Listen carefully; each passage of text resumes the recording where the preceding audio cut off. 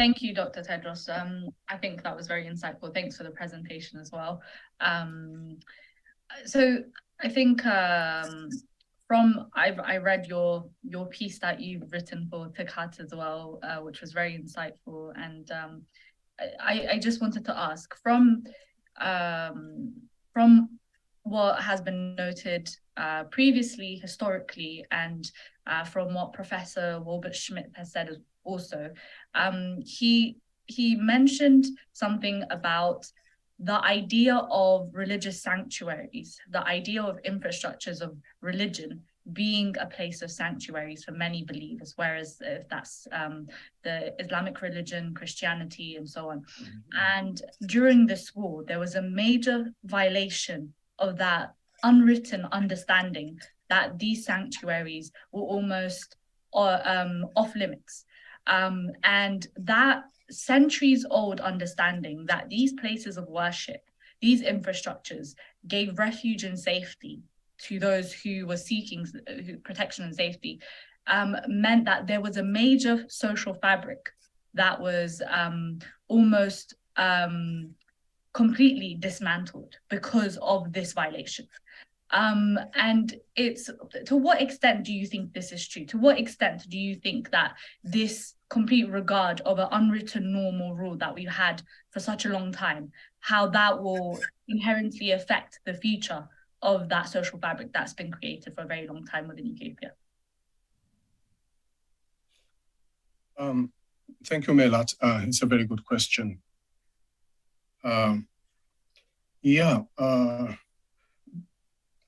What binds people together? This is an important question to ask. Sometimes we know, but sometimes we don't, because some of the things that bind together, people together, are unwritten laws or unwritten norms or customs. So I would say that began to obliterate the moment Ethiopians started a campaign against Tigrayans, because Tigrayans were constructed as enemies of Ethiopia. So after the Meddemer notion that dominated the earlier days of the Prosperity Party,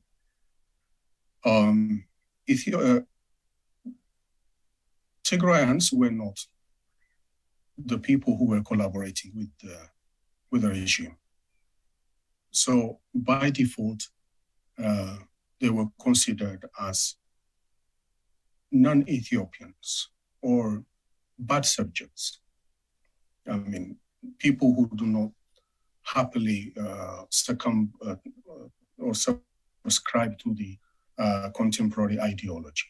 So they were considered as ideological others, ethnic others, and the principle of alliance making just galvanized Ethiopian unity against this particular ethnic group, Tigrayans. So Tigrayans were practically denied of their citizenship. I wrote an article on Tighat, Tigrayans, Ethiopian citizens or denizens of hell. As you know, because of the current constitution of nations, people are considered, the population who reside in those countries are considered as citizens.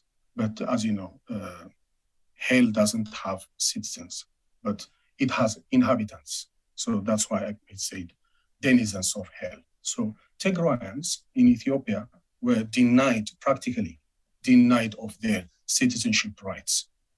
So they were considered as denizens of hell. So hell was created within the Ethiopian space for Tigrayans.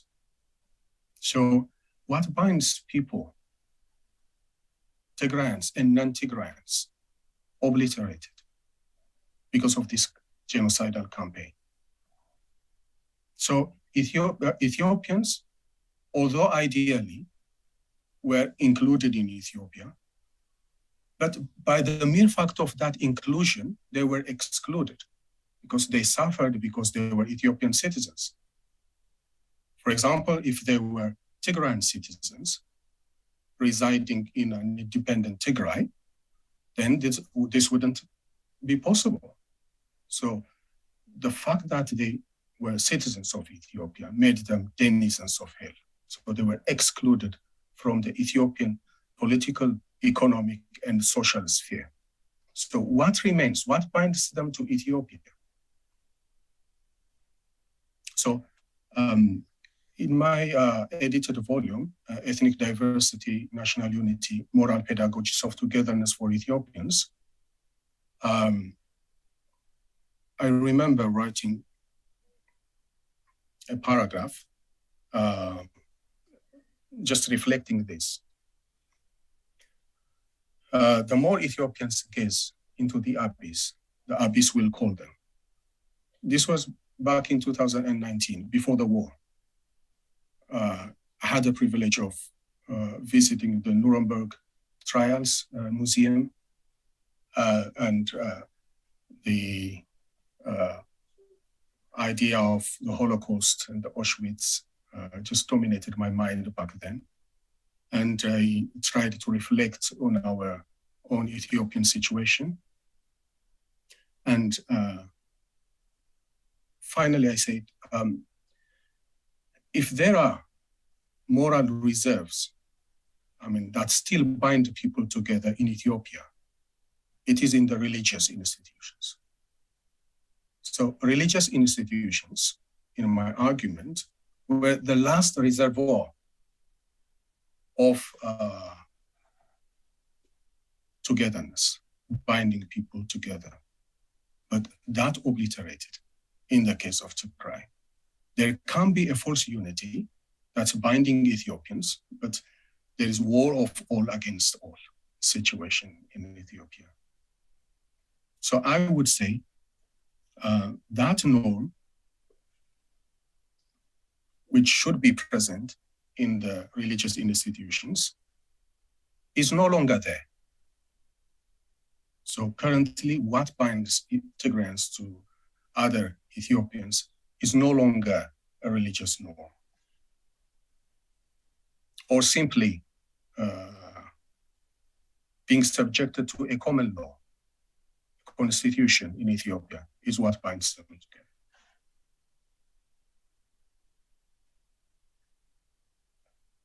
Okay, so interesting. So you are agreeing that social fabric has been stripped away because of the fact that the last thread in the social fabric in itself was the religious institutions, which is an interesting fact, actually, interesting statement.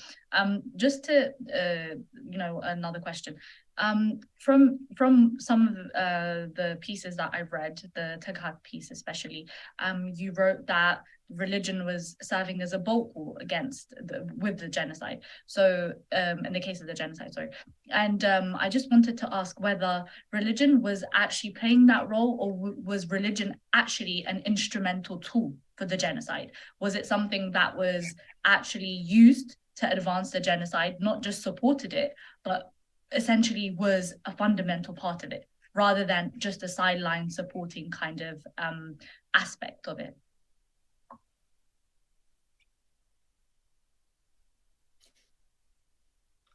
Well, religion is a source of identity to people, as is ethnicity. These are primary identities people have all over the world. Yeah. So usually it's not religion as such which is the source of violence, but it's religion which is instrumentalized. So I would argue that religion was instrumentalized in the Ethiopian situation. So the religious institutions were not acting to produce a goal which is set by themselves. But in a state, they were just collaborating or playing a role within goals that are not even known to them. So whether having that common end or not doesn't matter, insofar as religious institutions are influenced by the government, by the state. So I would say they were instrumentalized. Okay. Okay, so you have a question in the chat, which I want to pose to you. Someone has asked, how do you evaluate the current situation? So recently we've seen the patriarch himself traveling to Mekelle. So can this be seen as a meaningful step towards addressing the faults of the church? And what significant steps must be taken by the church to narrow the gap that was created?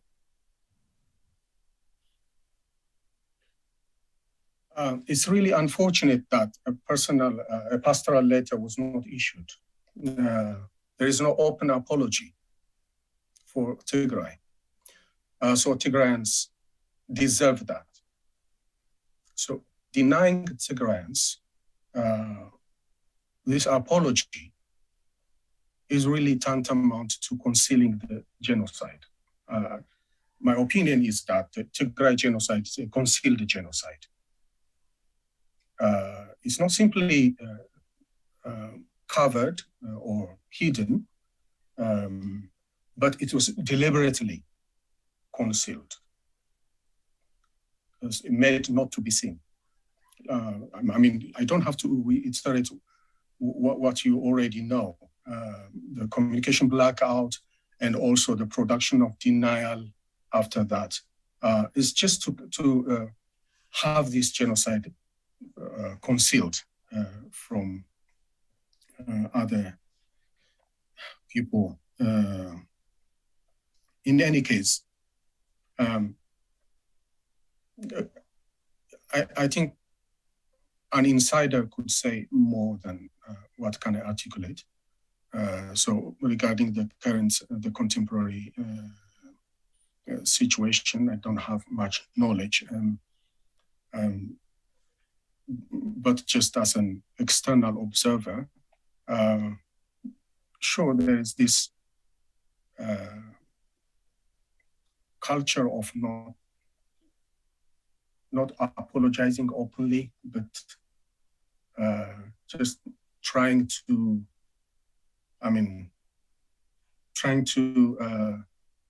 improve relations in a diplomatic way. So this could be part of the ecclesiastical politics because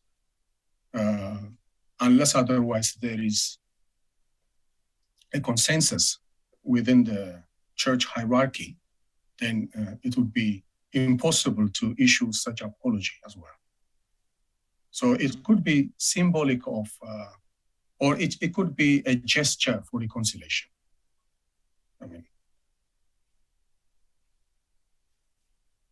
Okay, thank you, Dr. Tedros. I think that has been a very constructive discussion with you. I think we do have some questions in the chat, but I also want to be mindful to the time, and maybe we can come back to it later when we have a bit more time available.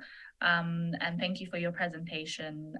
If there's a particular question in there that you can see that you feel like you can answer quite promptly and you feel like needs to be addressed, feel free.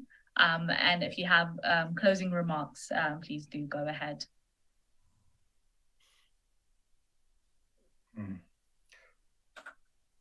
As a closing remark, I would say, I would like to bring to your attention that this concealed genocide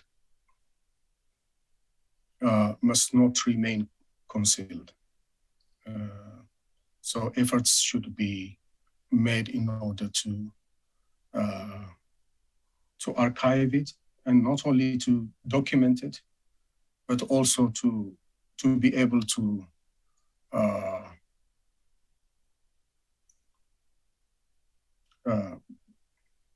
to analyze it and produce something out of that. Maybe books should be written, articles should be published, and they must be inserted into the intellectual bloodstream of the country and the world, so that one day they could be influential. So they shouldn't be forgotten. So I'm just making a summons to people who are able to do this. Yeah, thank you very much for giving me this opportunity. Thank you so much, Dr. Tedros. Yeah. Thank you. And I think that your closing remarks are very important, very closely aligned with what Abatum also said. This essence of making sure there's documentation, making sure there's a paper trail to show that what has occurred in Tigray, the genocide, and the level of polarization that existed in Ethiopia to allow this genocide to occur, being a very strong, I think, point that we need to keep talking about and keep discussing and keep bringing to the forefront of some of the reasons of why we are currently going through, is the reason why we are currently going through such a difficult time in the history of Tigray. Thank you so much, Dr. Tedros. Your time is much appreciated. Okay. Yeah. Thank you to all of you guys who are still with us. I think Dr. Tedros's presentation was very insightful. Sorry if we couldn't get to some of the questions, but as you know, we do have limited time. So I would like to move on to my next panelist. Just making sure, Temesgen, are you here? Temesgen Kasai? Yes, I'm here. Thank you, Temesgen. So I will just briefly introduce you. Temesgen will be speaking about the Tigray War and the role of religion. He's an assistant professor, and Temesgen is currently at the Norwegian School of Leadership and Theology. He's also a lecturer in comparative religion and practical theology and zoology. He's interested in the intersection between religion and society, religion and culture, and the role of religion in contemporary, local, and global contexts. Welcome, Temesgen. Thank you for joining us today. So I'll pass on the mic to you to go ahead with your presentation. Thank you, Melat, and thank you for Tigrayan Council of European Council of Tigrayan Diaspora European Council for organizing this webinar. And my presentation would be, there will be some overlap with the material that has been already presented. And but I will be focusing especially on the role of religions, and mainly the major religions in Ethiopia, and the role in the ongoing genocide in Tigray. And before I start my brief presentation, I want to start with a recent event or a recent issue that we have seen in Ethiopia, and use it as both as a framework or as illustration to both to analyze the role of religions, and also even to raise some critical questions.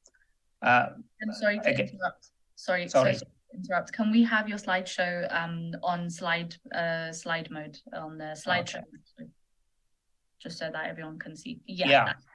Okay. And what exactly was the role of religions in the war in Tigray? And as I mentioned, I want to start with a recent issue. Maybe most of us are familiar, or what we have seen. Recently, there has been an issue of schism or division within the church, the Orthodox Church in Ethiopia. And we have seen how the church mobilized, raised its voice, mobilized people, and used its agency and advocacy to prevent and also to challenge or to mount a challenge, a formidable challenge against the Ethiopian government. And this what we have witnessed in recently raised some question, or I want to raise this question: where was this voice of the church? Where was this strong advocacy, a strong mobilization of the church during the Tigray war? Or in other words, we have seen churches and religions in Ethiopia. When I say churches and religions, the people, especially the religious leaders, and in their institutional capacity, have taken a side during the war in Tigray, unlike what we see in the recent issue. And I want to raise this question so that we can have this as a background, because which side of the question or which side of the issue the church is involved in society also tells us about its own foundational politics, its own role in society, its own position, its own place, and how it positions itself within the Ethiopian body politic. And I want to draw our attention to what has transpired in the last 2 years, especially during the Tigray war. What we have at the present or at the moment is a two-year evidence, or we call it data. We have seen the words and actions and decisions of Ethiopian religious leaders and institutions. And the Tigray genocide is, I think it's one genocide that has been hidden, but at the same time public, because we have got a huge amount of public information available for us that helps us to make sense of the war. But how do we make sense of all this data? How do we analyze and interpret what the religious leaders have done in the course of the war in Tigray? Why they have done, what kind of positions they have taken in the course, and most importantly, what is the lesson for the future? What is the role, or what can we, how can we imagine the future of coexistence, both for Tigrayans and for the rest of Ethiopia, and in terms of the church-to-church relationship, in terms of a relationship between the different ethnic groups, and what can we learn from the experience so far? And I want to highlight some of the. We don't have all the time to present all the data, but I want to highlight some of the most prominent examples that gives us a window to see the role of religious leaders during the course of the war in Tigray. And I have divided my presentation into parts, mainly so that it will be easier for us to understand how the timeline of the events. And the war in Tigray, or the decisive moment in the war in Tigray, is November 4th, 2020. But I want to maybe emphasize a little bit that the Tigray genocide did not start in November 2020. There has been a low level, a very low profile or low level rhetoric, hate speech against Tigrayans that has been going on for decades. It's only now most of Tigrayans have become aware of the level. It was there, but I think it was not observed properly. It was not taken seriously. It was there starting from the earlier 90s. Even some of the writings go back decades and centuries. And there has been a demonization or a dehumanization of Tigrayans, especially in religious texts and in media and in different outlets. And also, especially since the rise of Abiy Ahmed, This has become pronounced both in his own speech and the media that followed his speeches have become very or mainstream in terms of disseminating hate speech and hate rhetoric against Tigrayans. I want to emphasize this fact.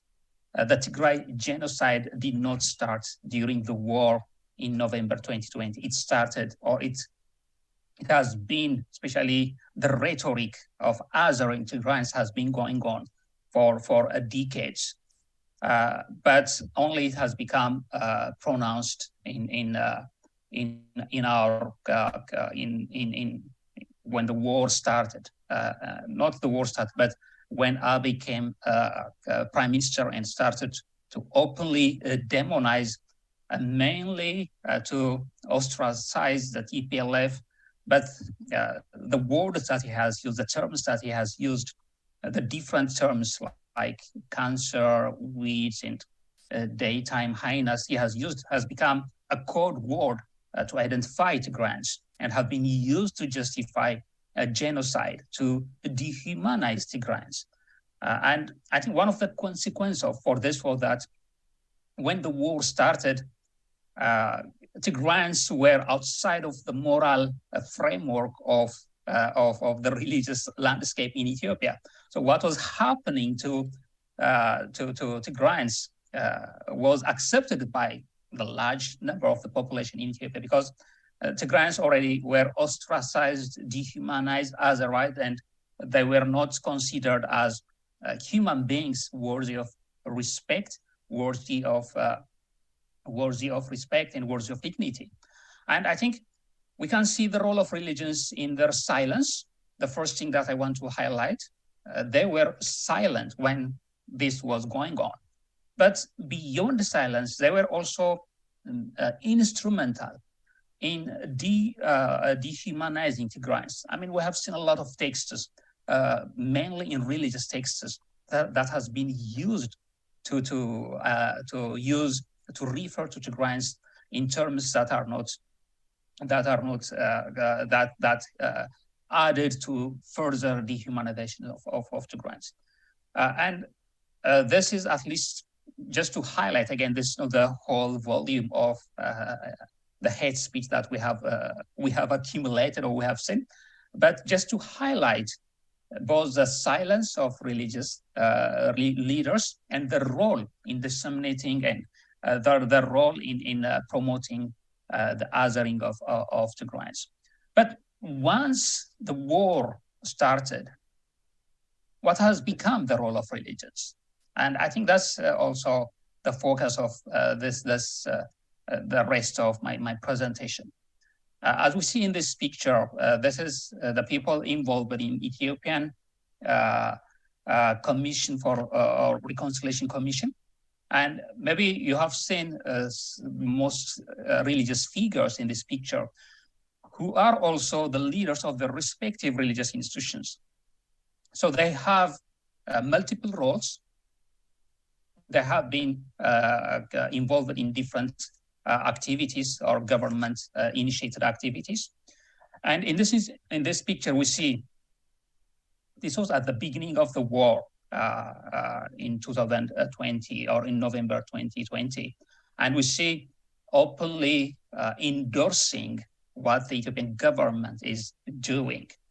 Again, this raises a lot of questions.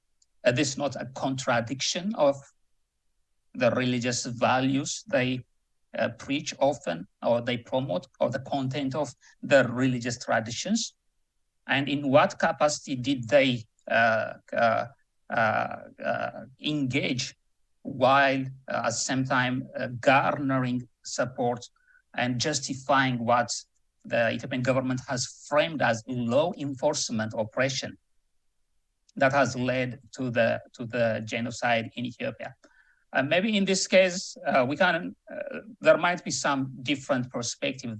They are manipulated or forced, or there could be further explanations. But what we see is, especially, there's a strong enthusiastic support for the war, and they have made it possible for their followers or the people that they are leading to accept what the government was doing without critical distance or without critically evaluating its consequence on people, on Tigrayans, who are also the same followers of similar religions.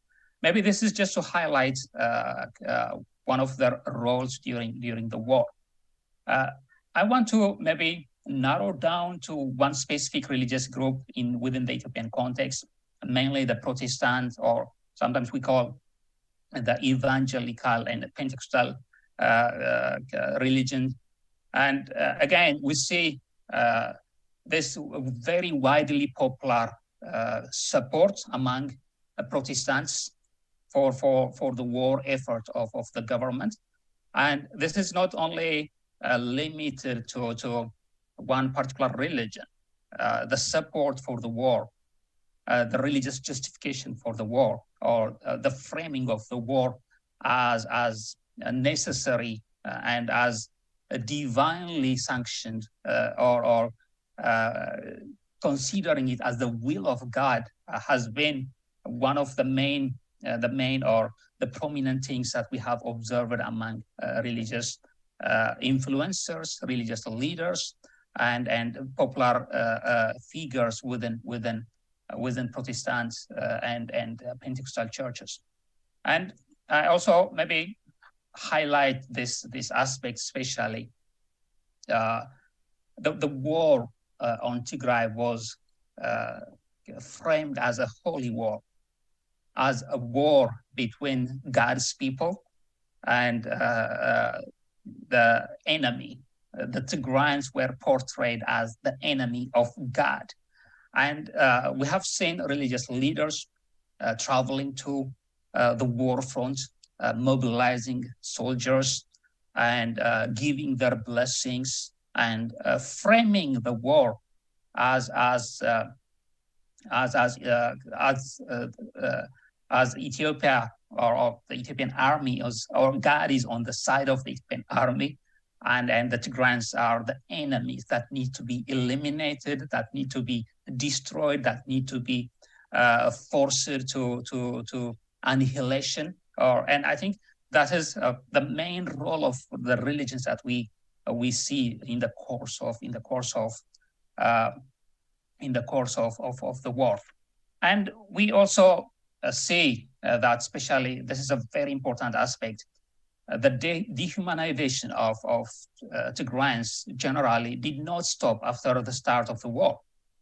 And we have seen, especially when the federal forces were entering Tigray, their capturing of Mekelle was declared as the victory of God, and also considering Tigray as a curse. For example, in this example, one of the most prominent religious figure in Ethiopia calling Tigray as cursed, and the dehumanization did not stop, even if there was evidence that people were massacred, people were starved, and rape was happening, and many of the things that we have witnessed from Tigray were antithesis to the religious core concepts of these religions. But despite the evidence, there has been a concerted effort to portray Tigrayans as the enemy or the ultimate enemy.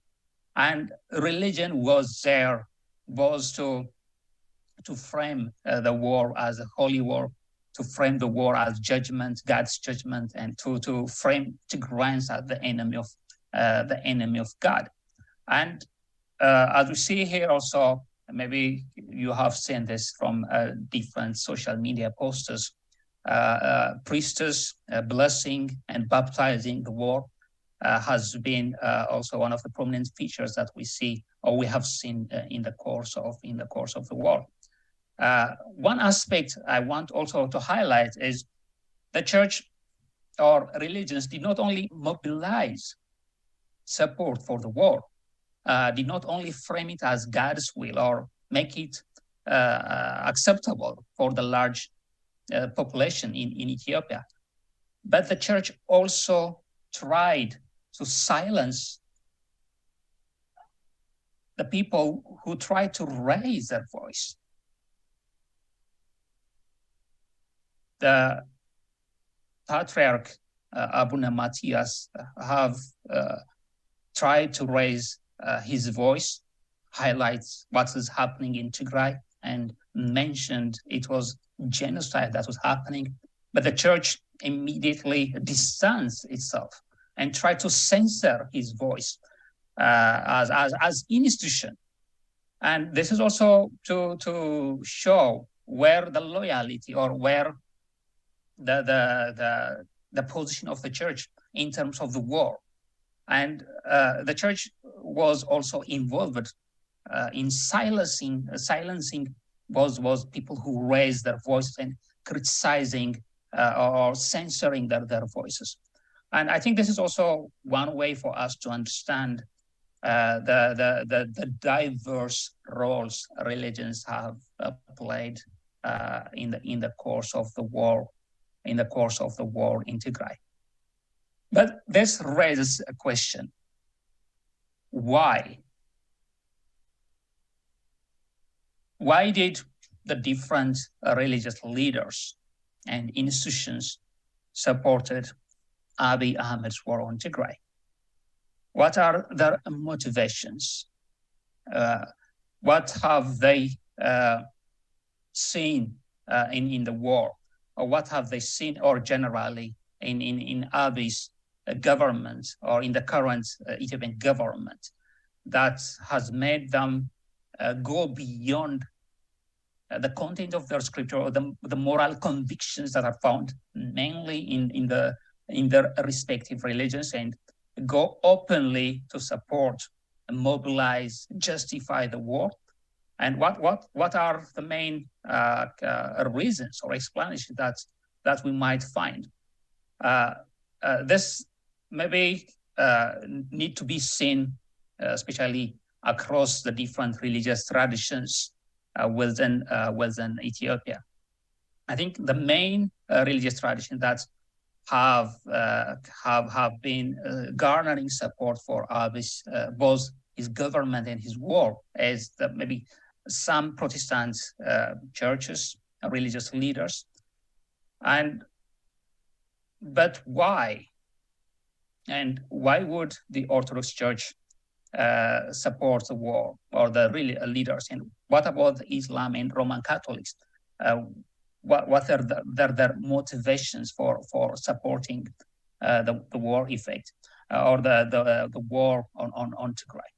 And maybe I want to, we don't have all the time to go into detail, but what have the people, especially within the Protestant tradition, or the Pentecostal or evangelical circles, have seen in Abiy, and what kind of theological streams or currents have been visible, especially that has made it a very positive collaboration between Protestant churches and the Abiy government.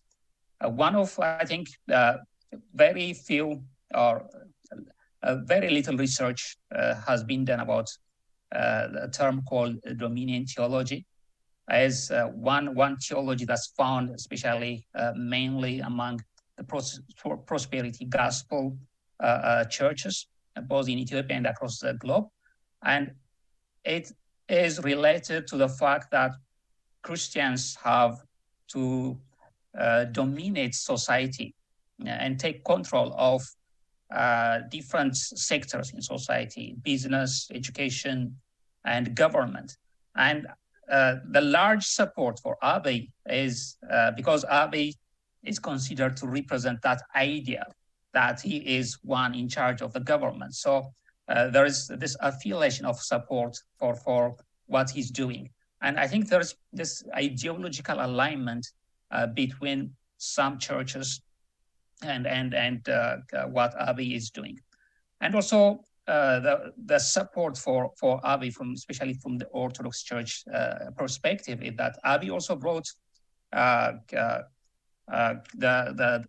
patriarch from North America that has been a supporter of past political projects, and the idea of the return to the past or past glory or restoring the past privilege and power of the church, or mainly the Orthodox Church, has been a very strong motivation to see this strong alignment between Abiy and the Orthodox Church. Again, we see at the moment that alignment fraying or declining, but at the height of the war, there has been a very strong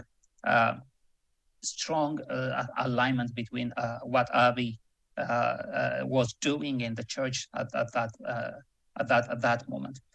And one particular aspect, especially to raise, is to understand why religion becomes so interweaved or engaged in what has been happening within the Ethiopian context, is to understand the role of religion across Ethiopia. I want to say, especially, I want to highlight one particular event that has been very pivotal for the way religion has become used, or religious leaders and institutions become involved in what the government was doing, was what Abiy Ahmed said once to the gathering of religious leaders, especially mainly Protestant church leaders, who told them the constitution says church and state should be separated, but that doesn't mean then they should not work together.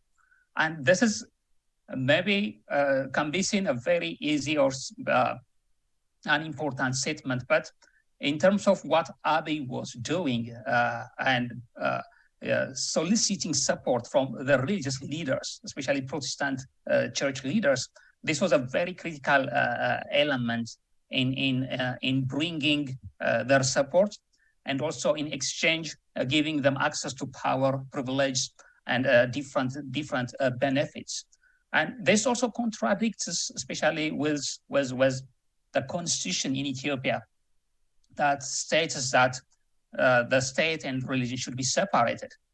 But it also highlights another aspect in Ethiopia, that religion remains the dominant or the most important factor in people's life. But it also brings that aspect, that the prevalence of religion to bring it into the public sphere, especially in political spheres, and make religion visible, both in terms of influencing policy, in terms of garnering support for government policies. These are some of the maybe explanations that gives us a little bit background to understand the role of religions in the war in Tigray. But I want to highlight one aspect that's helpful for us to understand, to see the church as a political institution. It's not that religion is used to promote the government agenda, but the church itself is as political as the state itself. To see the different reaction of the churches or religions to the different crises that are happening in the country also gives us a clue where the church's politics is, or where the church's views are in terms of its location or its position within society. And the church has power, the church has privilege, and the church also represents a certain politics within Ethiopia. As we know, Ethiopia is a multi-religious, a multi-ethnic, diverse, multicultural country, and the church is not neutral in the different politics that is going on in Ethiopia. It has taken positions in the past, certain positions, certain cultures. It has promoted certain cultures. It has promoted certain views. It has promoted certain political projects, and it has not been neutral in terms of its relation to both the state and to the different ethnic and religious groups in the country. So we need to see the church as a political institution that promotes its own political agenda. And that also has become visible, especially in the war in Tigray. I want to maybe finish my presentation with highlighting some of the role of religious leaders and institutions, how their role has been instrumental in the war in Tigray and in the Tigray genocide. They remained silent in the face of dehumanization. They blessed and sanctified the war, and this is also, they primed the population to accept the war as a divine judgment. And I think that's a very consequential or very important, because the large population in Ethiopia has accepted the war as legitimate and accepted the suffering of Tigrayans as justified and deserved. And that has made the resistance to the war minimal.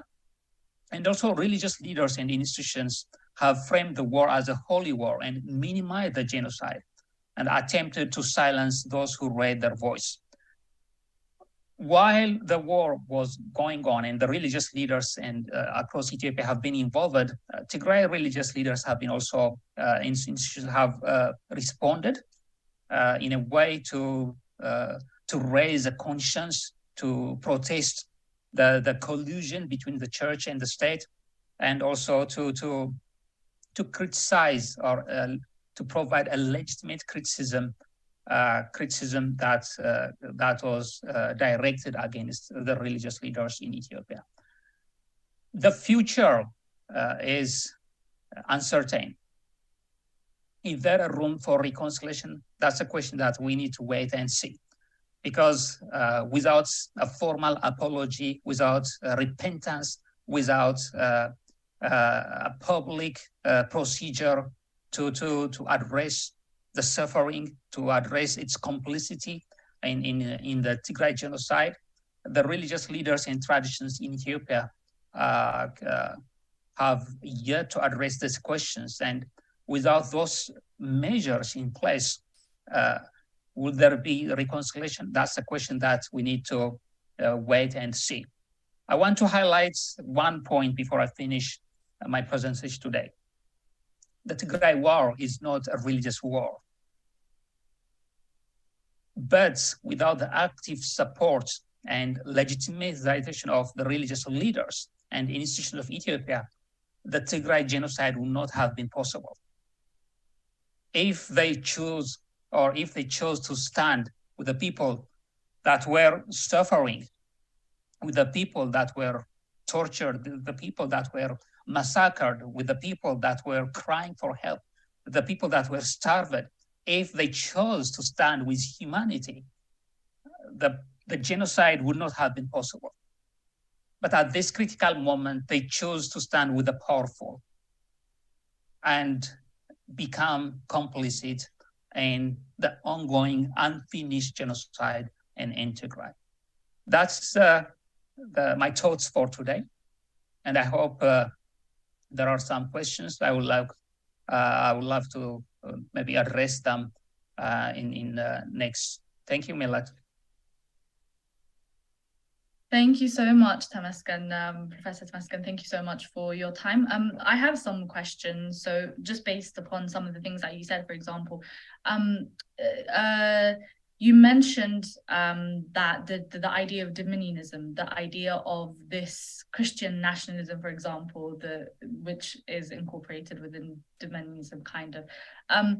So this idea that all aspects of society, all aspects of the state society must be controlled by whatever religion that specific entity follows. That in itself creates a complete something that's completely opposite of what is agreed maybe constitutionally and what is written as the state's laws. So how has this been able to be implemented in Ethiopia when there's strictly legislation that obstructs these kind of intertwining between religion and state? I think within the Ethiopian context, especially, again, this dominion theology, it's a sort of theocracy, but we don't call it theocracy because we have historically a different understanding of what theocracy is. But within Ethiopian context, this dominion theology has been very prominent. Again, not all Protestant churches or circles, but certain church circles that have been close to Abiy, they have been promoting this idea that they have to take charge of the different sectors of pillars of society. And again, we don't see the full realization of that dominion theology fully implemented within the Ethiopian context today. But we see a certain movement in that direction. And I think Abiy is also exactly, he's embodying that theology in terms of his language, his rhetoric, and the people that he has promoted into power have been people that are sharing that particular understanding of society. And especially also we see that in terms of we don't see very open or public policies that are based on that aspect. But the idea of the constitution that religion and society, or religion and the state, should be separated is gone from that perspective. And I think that's what we are witnessing now. Yeah, so just expanding on that point, there was, for example, the establishment of the Ethiopian Gospel Believers Church, that council that specifically had the government's hand in it. And then we went on to see the leadership of the council, Iyasu Elias, who actually went to gain ministerial position within the government, within the party. Yeah. So clearly, I would argue that it might not be going to the direction, but it is already there, because you're now seeing leaders of such councils that represent a coalition of these churches that come together to represent the institutionalized, Protestant church within Ethiopia. Also taking leadership position within the party. So just to touch on that, like, what kind of support would these leaderships who have prominent support from the religious institutions, so from the congregation that they lead, them taking ministerial position, especially during the times when there's a war taking place and there's a clear active genocide taking place, what kind of support would that get from the masses, from the congregation? What kind of influence would it have in terms of the party support? I think again, I would speak this as an insider or maybe former insider within the evangelical or Protestant circles, who see Abiy as one of us.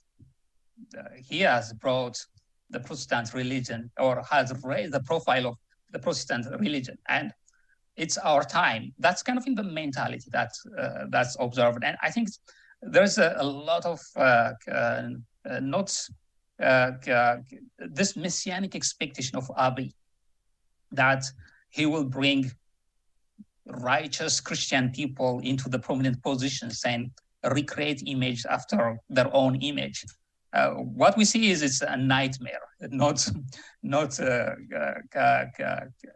especially in Ethiopian context. It's very diverse and quite a lot of cultures. That kind of promoting that kind of view is a collision, or it's a recipe for a disaster as we see it today. But there's a support at grassroots level, in church level, among congregations. There's a wide popular support to take over society and make it or create it after their own image. Yeah, absolutely. So that's a very interesting point. I think if anyone has questions, please do pose them in the chat. Just because of the time constraints, we can't pick people to openly ask questions because of the time constraints. But just coming back to one of the last kind of lingering question I had. So there was this, historically, the basis of Christianity has been in Aksum, in Tigray. So how have we seen a shift, such a drastic shift in the last couple of decades from the center of religion within Ethiopia, being in Aksum, now shifting towards Addis and towards what we call Shoa previously. So how have we seen that drift? And what kind of repercussions has this had for us as Tigrayans? I think this is also one of the paradoxes that we see in the Tigray war. Tigray is the foundation of the major religions in Ethiopia. Orthodox Christianity has started or entered into Ethiopia through Tigray. Also, Islam has its original members have communities in the Tigray. So Tigray is very foundational to the religions in Ethiopia. But at the same time, from the beginning, religions, especially when I say, I don't speak about Protestant because they were not there at that moment, but the Orthodox Church has been merged with the political power. And the power of the Orthodox Church also followed the power paths of the political or the state. And as Tigray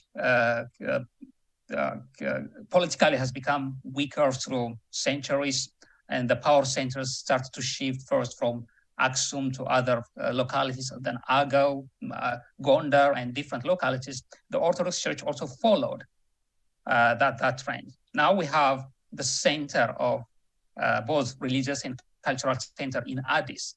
And I think that is what we see, that despite its origin, Tigray is considered as antithesis to what the new or the current center of politics and religion wants to promote. And I think that's what we see in what we have seen in history, that the church has followed the political powers. And with the decline of political power in Tigray also, I think that has also led to the decline of the place of Tigray in terms of its prominence or its place in the religious history of the country. Thank you so much, Temesgen. I know that was very maybe a bit unrelated towards the end, but that was a lingering question. Thank you so much for your time. Thank you for the presentation. That was a very insightful presentation. I think we all learned a lot from it. And I would like to give you a chance maybe to make some closing remarks if you have any. I want to say I'm a little bit afraid especially as from a Tigrayan perspective, that we are rushing to move on as if nothing has happened. And that is just causing a lot of nightmares, because we have not still grasped or understood the depths of what exactly has transpired in the last 2 years.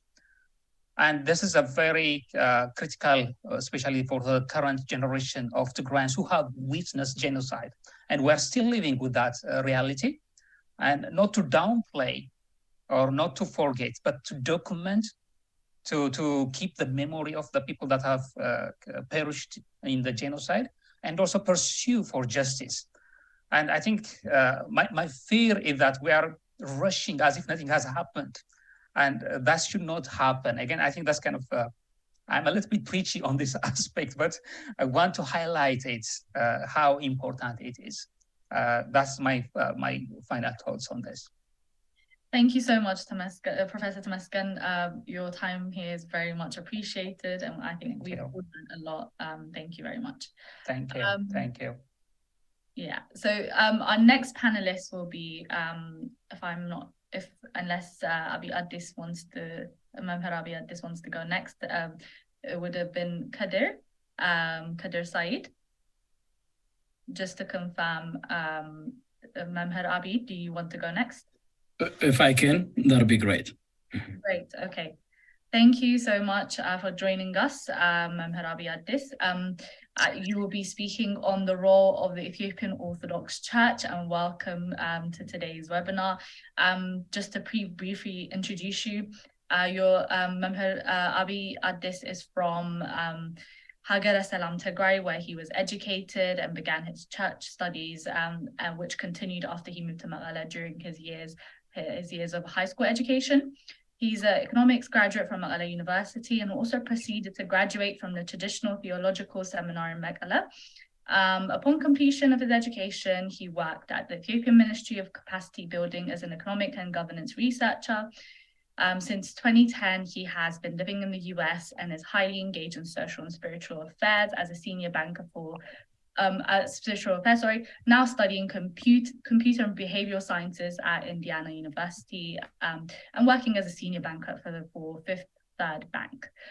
Since the genocide of war in Tigray, he has been very active on several platforms, and has also been sharing leadership and communication related thoughts on them. He's an active member of the Global Association of Tigray Clergy, focusing on consulting and institutional development of the newly established Zion Media of the Tigray Orthodox Tewahedo Church. In addition, he is a board member of the Tigray Communities Forum in North America. There's a lot of accomplishments there. Sorry if I dragged it on. And welcome to today's webinar. I'll let you take the mic and start your presentation. Thank you very much. Thank you for the warm welcome. I really appreciate that. And I would love to share a little bit of presentation in a second. So, ladies and gentlemen, participants of this important session, first of all, I would like to express how delighted I am to be part of your program today. Today, as my sister mentioned, I'm gonna deliver the role of the Ethiopian Orthodox Church in the Tigray's genocide. To set up a little background, there are two words, genocide and church. I feel very confused, and I consider myself as ill-fated person to even mention these two words together, because in any manner they shouldn't coexist, they shouldn't co-referred. But unfortunately, they happen to come together against the people of Tigray. Memher Abi, sorry, can I please ask you to put this on slideshow mode again?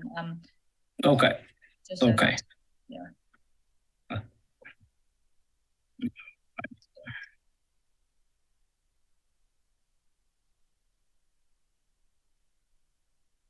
You could click on the button right at the bottom next to where the Zoom is on the left-hand side.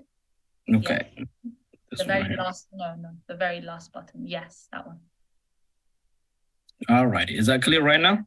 Yes, perfect. Thank you. Okay, let me see if all right, great. Sorry about the inconvenience. Just to repeat what I was saying, I don't feel pleasure when I mention these two words together, because in any manner they shouldn't coexist together.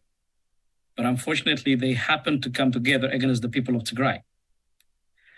I have submitted my entire life to serve the Ethiopian Orthodox Church since childhood. I was active member of the clergy, and I happened to meet with different hierarchy of the church apparatus, and the church was my meaning of living. And all I have done since my childhood is directly or indirectly related to this church. Till I know the church is corrupted, the Ethiopian Orthodox Church as an institution, I was in a complete blind-minded state of mind. Because of that, I was not able to figure out the true nature of the institution. And I hope this is not only my experience, and it is the experience of a number of Tigrayans inside and outside of Tigray. The term genocide is a scary term. It refers to eliminate a group of people from the face of the earth. And any people of goodwill wouldn't expect this kind of cruel experience can originate from a church, because the church is a gathering of Christ lovers, Christ followers, whose Christ is the truth, the love, and the peace given by the Almighty God to the whole humanity.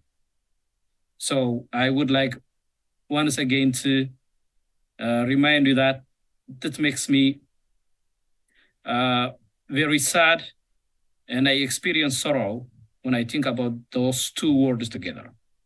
But anyway, I would love to remind a couple of things right here. Tigray is the womb of the church. All the belongingness of the Ethiopian Orthodox Church were originated and protected in Tigray.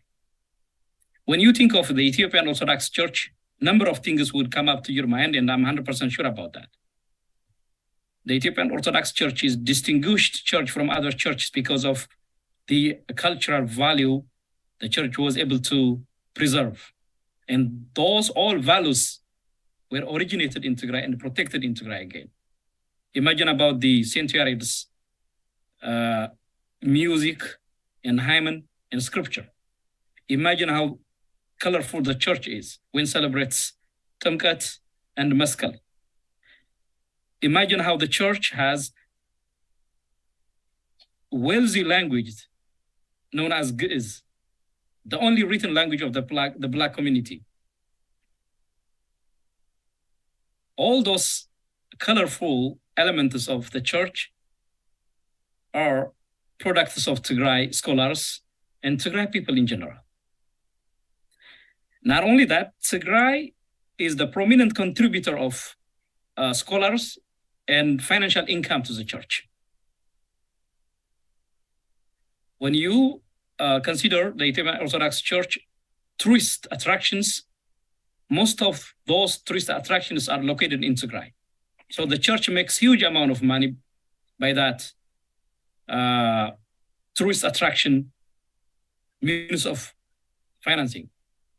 And since a little bit more than 95% of Tigrayans are member of this church, and they are highly committed members, they provide their money, their knowledge, and their skill to the church. And the church happened to take 20% of whatever the Tigray single church collects a year, all the way to the office of the patriarch. Nonetheless, Tigray and the Ethiopian Orthodox Church didn't come in a peaceful and colorful journey of history. We, the Tigrayan religious and academic scholars, didn't invest ourselves sufficiently to understand and to dig out the true nature of the relationship between the Tigray people and the Ethiopian Orthodox Church. Because of that, I believe it would have been complicated to someone when I compare this. There were a number of trials that attempted to shame the Tigray people and the Tigrayan scholars in the church.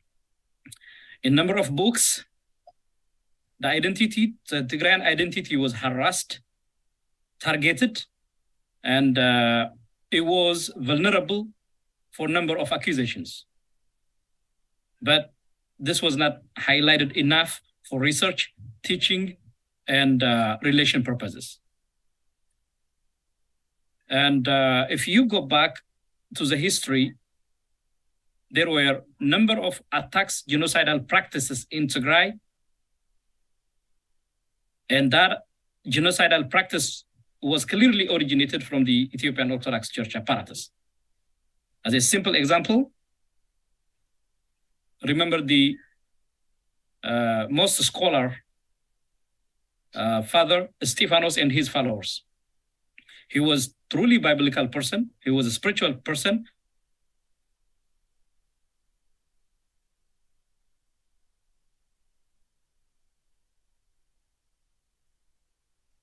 His followers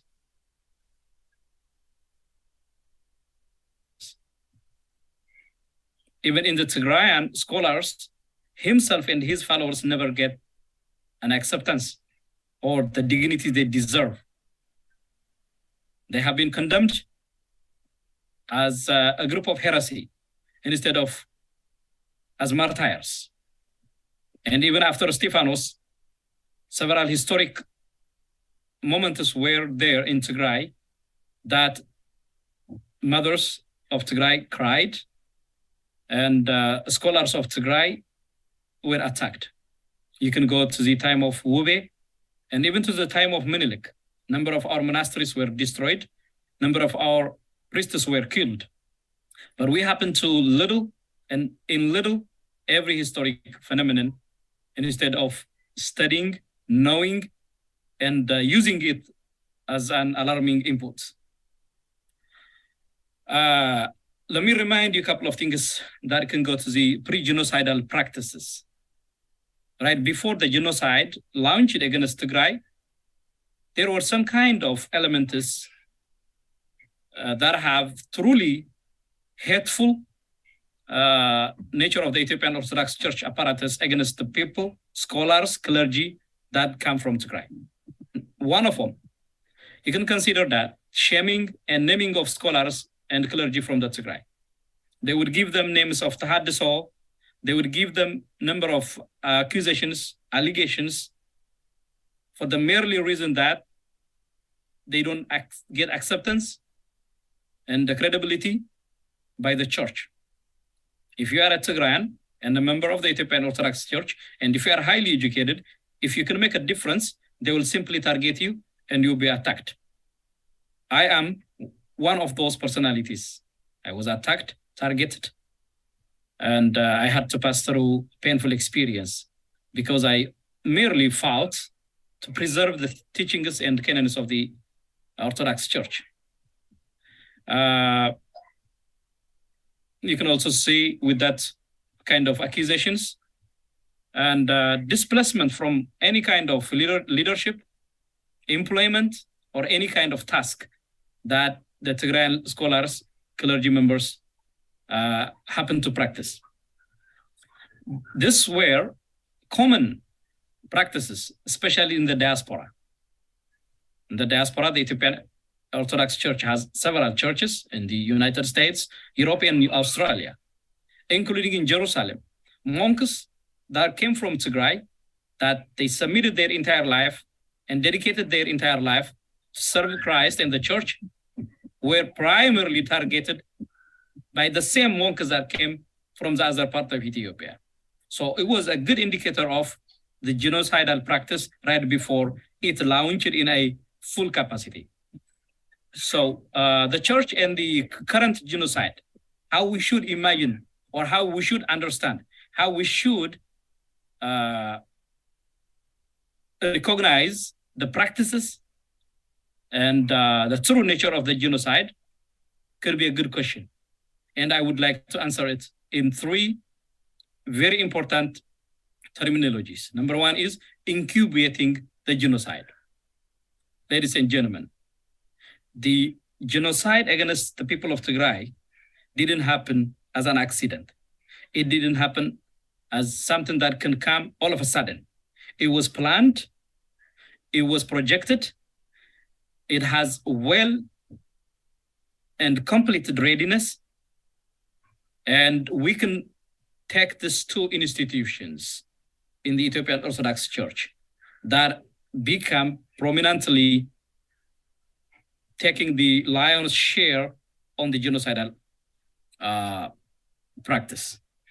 Remember, when the EPRDF controlled Addis Ababa and established a transitional government, the then Patriarch, Abune Mercurius, left the country and he went to United States. And other 4 bishops followed him. And they established synod in exile. And that synod in exile happened to appoint other monks as bishops, open number of churches everywhere, open a number of offices. And those offices, those gatherings, those human resources, finances were highly invested to let the Tigrayan genocide happen on our era. A second institution that I can bring to your attention is Mahabara Kadusan. Mahabara Kadusan was established by a group of soldiers that didn't get a chance to practice their training in the Ethiopian military because of the unexpected entrance of the PRD forces to Addis Ababa.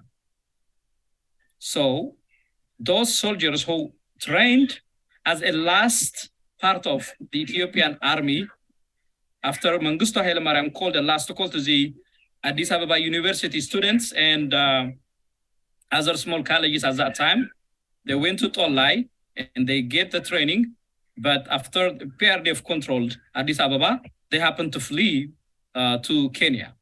Then this association established in Kenya, and some other political motivated individuals joined to this group, and it was successful on covering its true nature for 3 decades.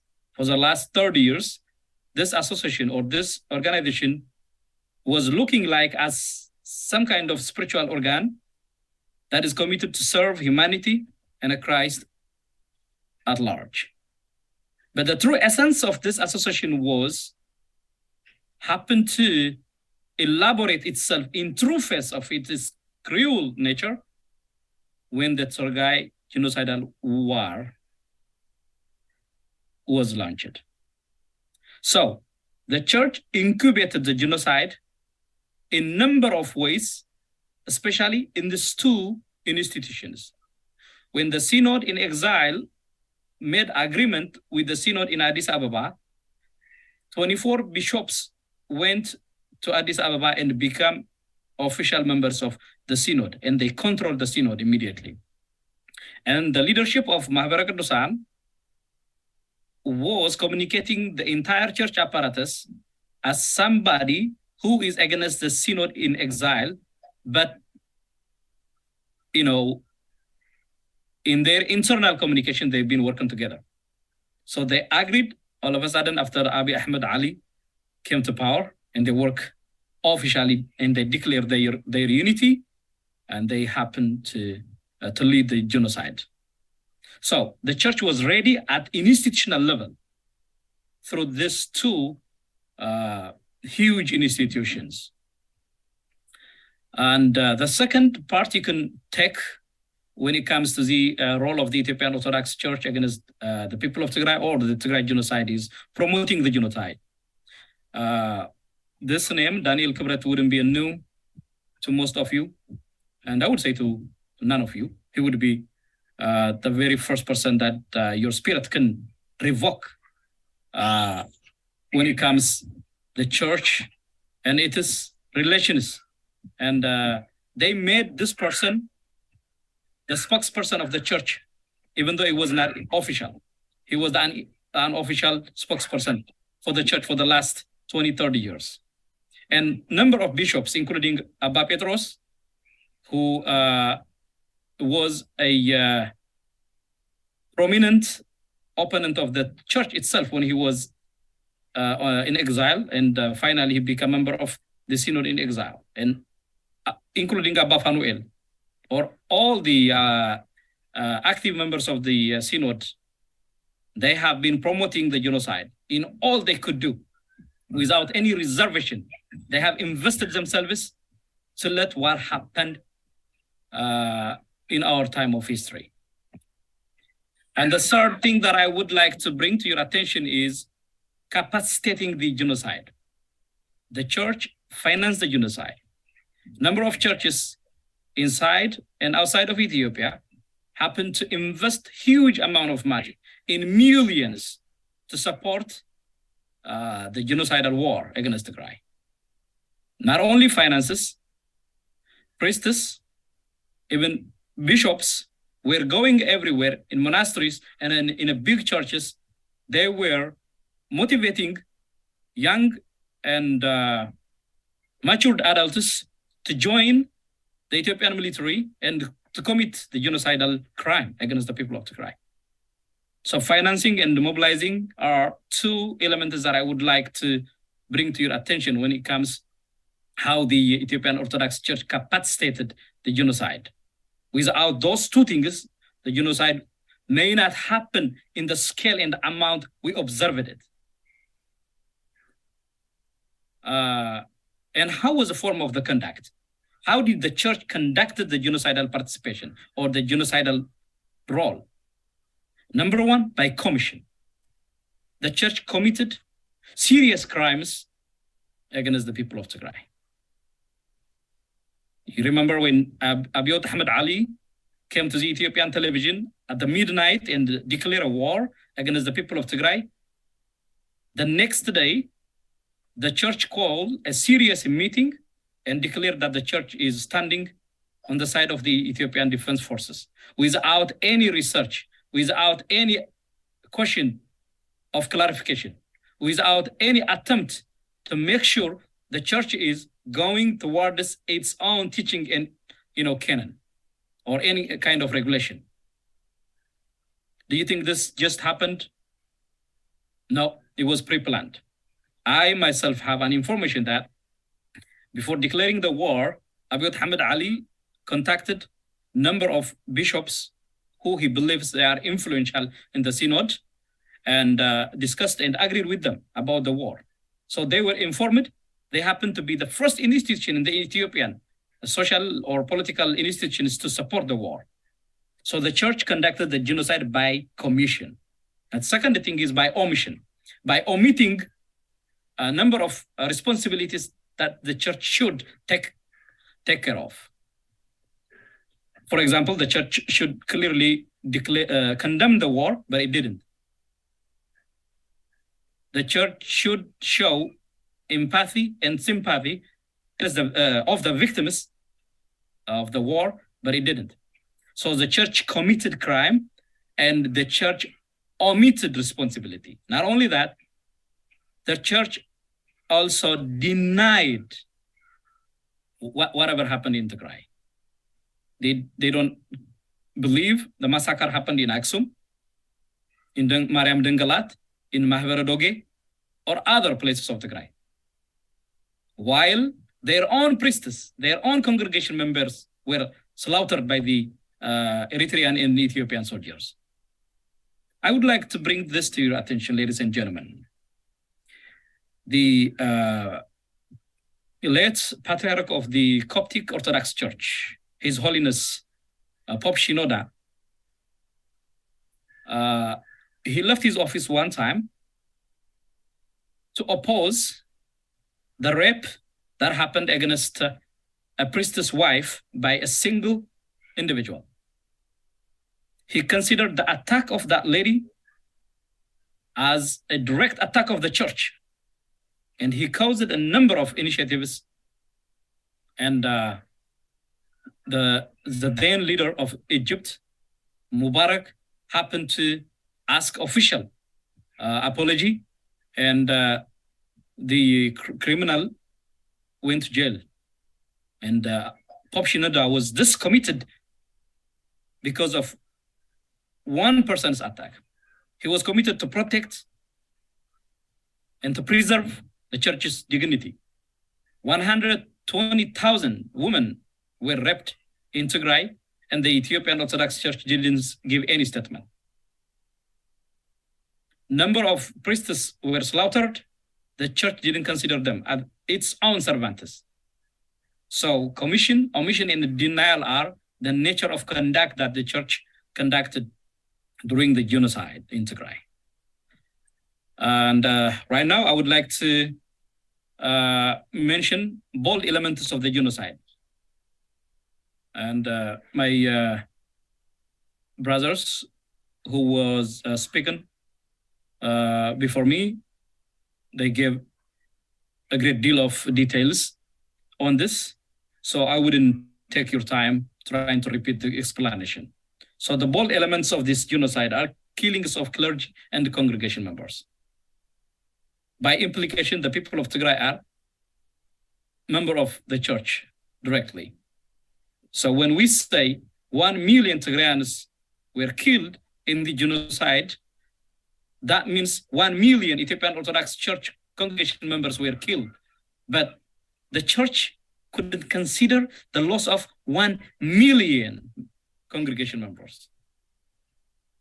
But the church called a national sorrow when a group of bishops appointed 26 bishops.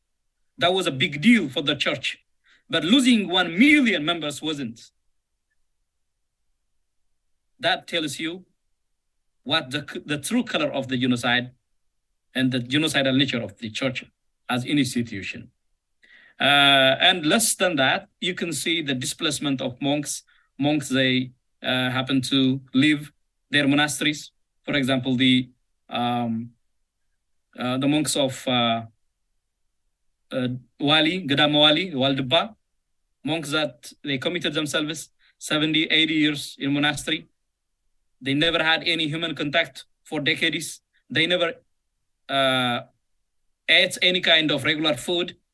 They happened to leave their monastery because of the Ethiopian Orthodox Church motivated genocidal war.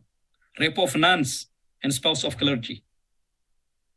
You know, the primary target of the genociders against the people of Tigray is to kill the Tigrayan pride.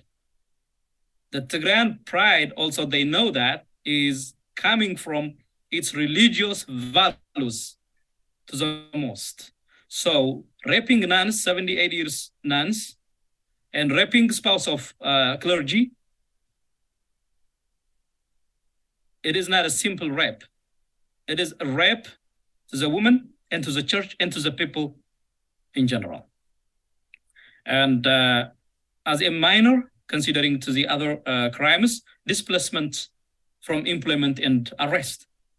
You know, hundreds of clergy members in Addis Ababa happen to go to jail for the merely reason that they are Tigrayans, and they lost their employment from the church. You know, the church is the second employer in the nation. But because of being Tigrayan, number of priests in different ranks forced to leave their employment. When I conclude, I would like to emphasize on these three important points. Number one, the Ethiopian Orthodox Church owns the highest responsibility of the genocide. So ladies and gentlemen, the church didn't support the genocide. The church owns the genocide. So if we are working on responsibilities, on legal responsibilities, we will ask first the church for the reason that I have been delivering in the last 15, 20 minutes. And the institutional decay of the church is the main cause of the entire crisis in the country. See, Ethiopia at this time is in a complete crisis: economic crisis, social crisis, political crisis, religious crisis. This entire crisis happened because of the institutional decay, because the church couldn't be a church anymore. That institutional decay caused those all types of crises that we are observing. The church is perpetuating as a problem source to the country. Because of that, innocents are dying everywhere, every day. Bishops that have appointed to protect their followers, they are initiating violence so the innocent people can be victim of. I would love to share more than what I have done, but due to time limitations, I would like to stop here. And I call all theologians and academicians to really work harder to understand the nature and that the dynamics of the genocide, and to document it for the future generations. But as a remark, the Tigrayan Orthodox Church right now is officially separated from the Ethiopian Orthodox to protect its own people and to protect the Orthodoxy as a denomination of Christianity. Thank you very much.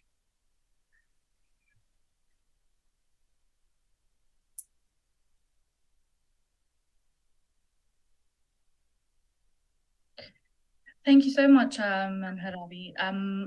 Thank you for your presentation. That was very interesting and it completely gave us a very different perspective.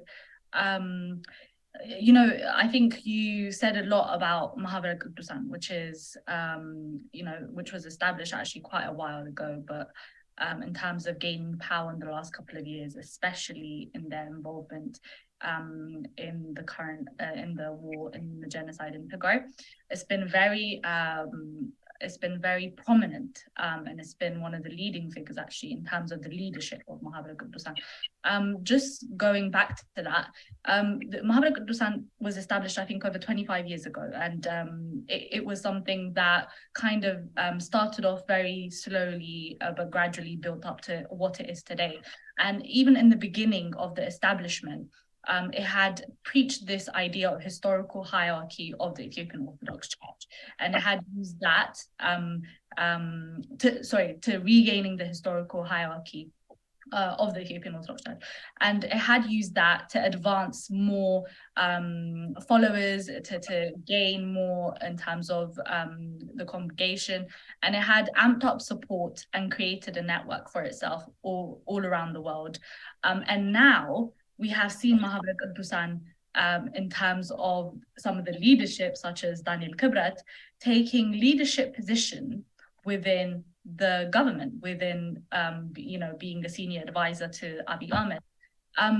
How has the gradual rise of an entity that wanted to influence political aspects within the state, how has that been something that has been overseen, that's something that has kind of been put to the side, been maybe not given the right attention it should have been given, because it clearly defies the laws of the state, the separation between state and religion. And when these powers were consecutively, like over the last couple of years, inserting themselves into political matters, why was that not picked up on? Great. I think that's very important question. The nature of Mahabara Kudusan is a little bit different because of that distinguished characteristics. The Ethiopian political apparatus and the Ethiopian Orthodox Church apparatus couldn't observe it and clearly understand it on time. That distinguished characteristics is because of the spiritual cover they come up with. Even though they are genociders, they are extremely committed to the objectives they officially communicated. For example, they, you know, provide their income as a monthly contribution more than any other organization. The organization, the Mahabara Kudusan, collects its membership money 100% without any inefficiency. The members of that organization are, most of them, college graduates, and they are trained people, so they can communicate in a confidential nature. And they are committed in building and helping institutions within the church. See, like he said, this organization started as a simple gathering having a spiritual motive. But through time, they happen to establish a number of institutions, including preschools, elementary schools, and high schools, and a well-constructed website, magazine, newspaper, and a media. And they go to places to design proposals for monasteries and churches support. They give their skills. Most of them are engineers. Most of them are lawyers. They give and provide professional assistance to the community they live in. All right. So this is very mysterious nature. How committed and dedicated people can contain a genocidal and hateful nature is a new phenomenon in the human history, and it deserves well-qualified research. So my presentation is extremely limited to explain all that nature. But that's why I called at my last remark to work more on it. Academicians, anthropologists, psychologists, and theologians, they need to work together to truly understand the true nature of Maverick Dusan and how the association was successful in covering its very true nature and showing up something completely different, and all of a sudden come up with its true nature. That demands scientific research, my sister. Okay, thank you, Maharabi. So just going on to the future of the Tigrayan institutions, the Tigrayan Orthodox institution, we have seen in the last couple of months letters, approximately around 5 letters which were sent to the archbishops of Adigrat, Aksum, Shire, and you know, this has the notion of not so much as an apology, but maybe a sentiment of we were coerced into taking the path that we did, that kind of notion. The notion where you do not actually receive remorse, but you are given acknowledgement that there was wrongdoings, the first actually acknowledgement of wrongdoings by the church. And that goes on to use the political institutions as a scapegoat. What is your perspective on these kind of interactions between the institutions in Addis Ababa and the Tigrayan institutions, and what will this lead to? Will it be fruitful, and how should it be received? All righty. Great question again. I would love to bring this into your consideration. Currently, the Ethiopian Orthodox Church is occupied by individuals who are academically and spiritually immature.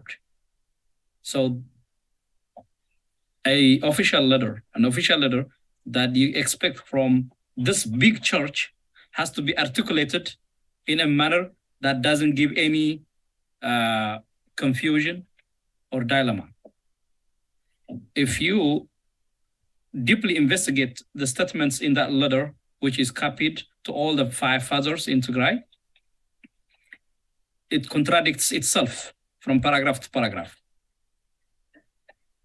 And that shows you the church doesn't have professionals that professionally communicate within their own apparatus, leave alone with outsiders.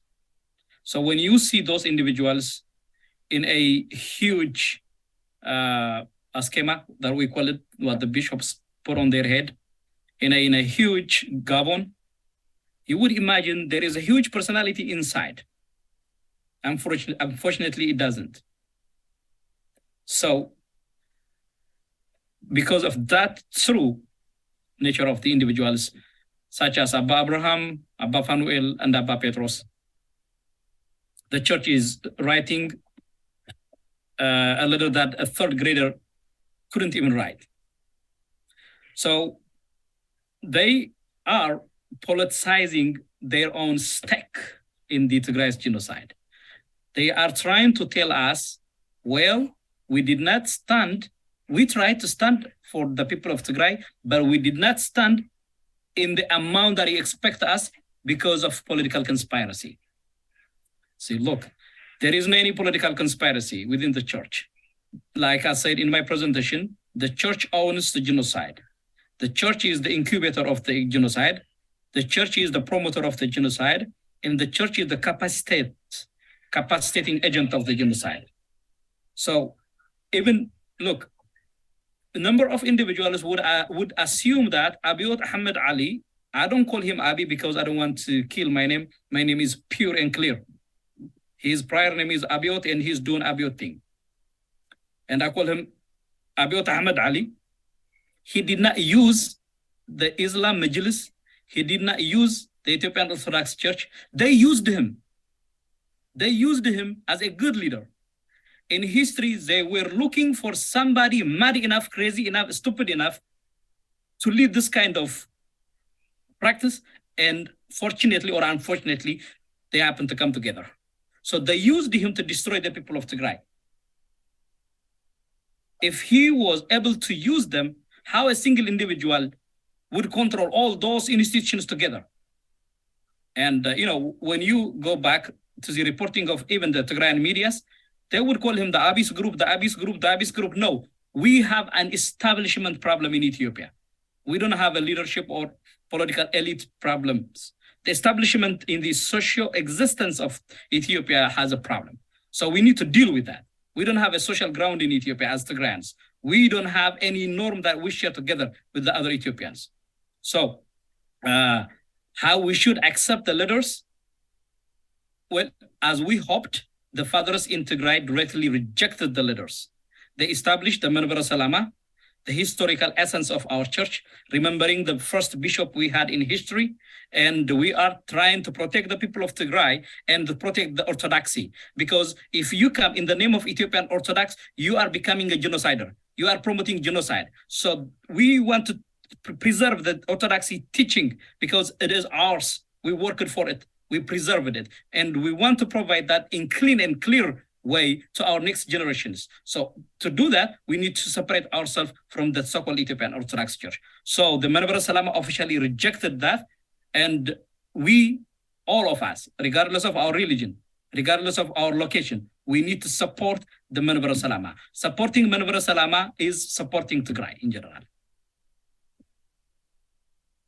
Just a very last quick question based on that last statement you made. How do people support them? How do people support the entity that's in Tigray that can further the attachment of Tigrayans to their religion, to the Orthodox religion?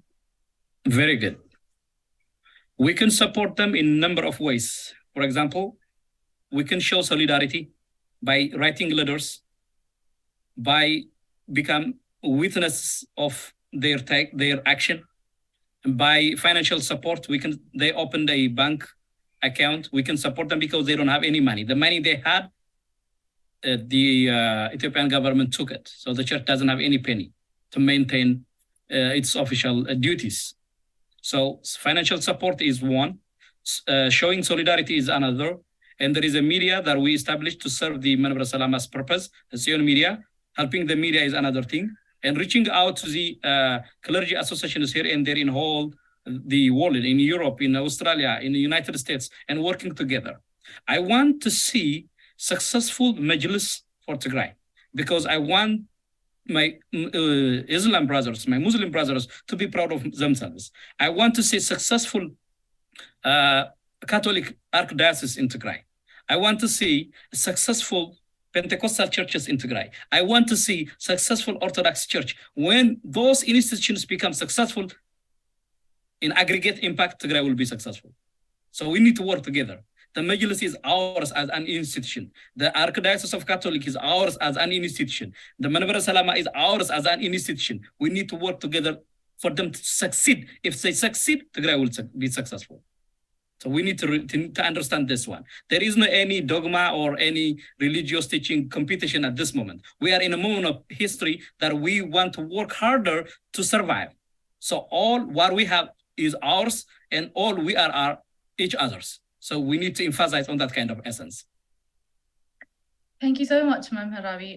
I think that was a very finalizing kind of a very inspirational statement I think you made at the very end, but I still do not want to take away the chances of your closing remarks. So please feel free to have a very short closing remark. Thank you very much again. And I really appreciate your professionalism. Younger sister, I'll tell you this, professionals, you may not be interested in religious practices, but you need to be interested in religious institutions. Because even though you don't believe them or you believe in their teachings, they are there for the people. So if we support them and make them to be truly institutions, they are stand for their own teachings, that means we are giving our beloved ones the institutions they should, the institutions they deserve. The huge mistake we had in history in the last 20, 30 years is that Tigrayan scholars, they are not in the worship places. You don't see them in churches a lot. You don't see them in mosques a lot. Okay? But the Amhara or the other nationalities, if we see them, like I said it in my presentation, the church was their confidence building center. They there not to worship, but to communicate. So if you love Tigray and the Tigrayans, please work harder to protect religious institutions, because we experience genocide because of religious institutions, ill religious institutions. So we need to work harder to own healthy religious institutions. If we have healthy religious institutions, whether or not you believe or you don't, it doesn't matter, but your believer sister and your believer brother would have healthy environment to live in. So we need to be alert on this one. If we cannot build institutions, we cannot dream Tigray. Tigray is a collective result of institutions, both social and spiritual. So the Tigray, let's be together and work harder, move on.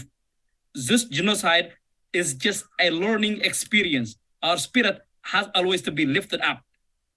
We are Tigrayans. We have a different nature and characteristics, which is resilience. If we kept it and multiplied this, I would call the fourth cell of our blood, resilience, we can overcome the problem that we are currently experiencing, and we can create a better Tigray for our next generation.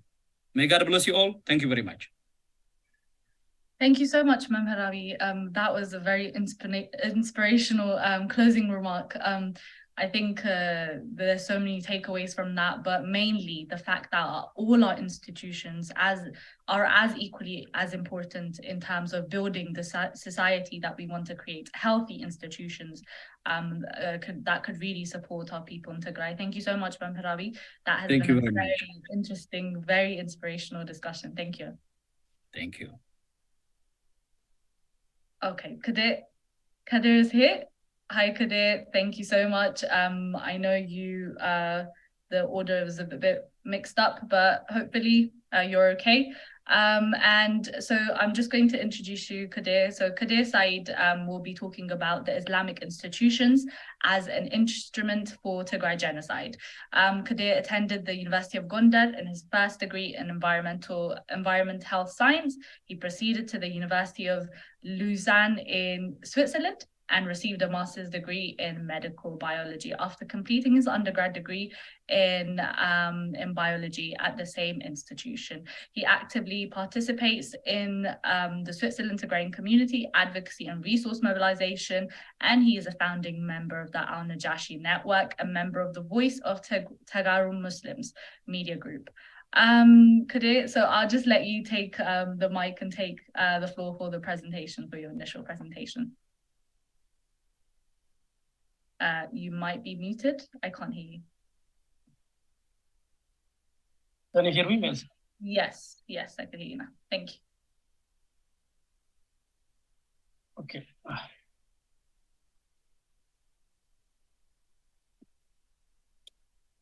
So, thank you, Mel, for inviting me. Thanks the Tigray Diaspora Council for organizing this.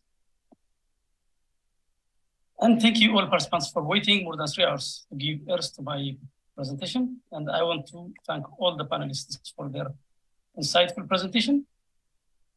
I'm very humbled to come after all these wonderful panelists.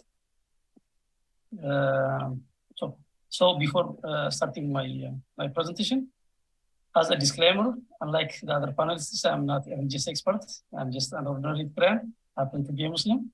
So take into account that when you ask questions. I'm not a religious expert. Okay, so my presentation will be on Islamic institutions as an instrument for the Tigray genocide. So I will briefly introduce the relationship of Tigray and Islam, and I will briefly analyze the situation before the war and the situation during the war in detail. Finally, I will highlight the decision of the Tigray Supreme Council and conclude. So to start, sorry, just I'm not sure whether your slides meant to be that way, because the slides are not we can't see the slides very like they're not zoomed in, whereas we could see some of the text. I'm not sure what you're using actually. So the slides are very small, whereas the text that you have is it takes the majority of the screen. Okay.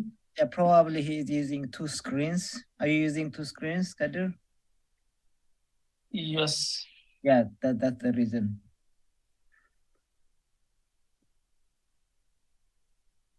Dasta, is there a suggestion of how we could resolve it? Or should we just continue the way it is? Probably he can use only one screen, or he can send them to my email and then I can share it for him, if that's okay. Okay, let me send it.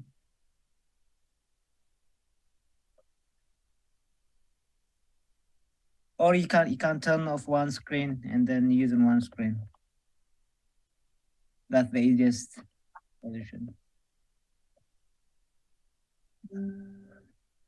Right.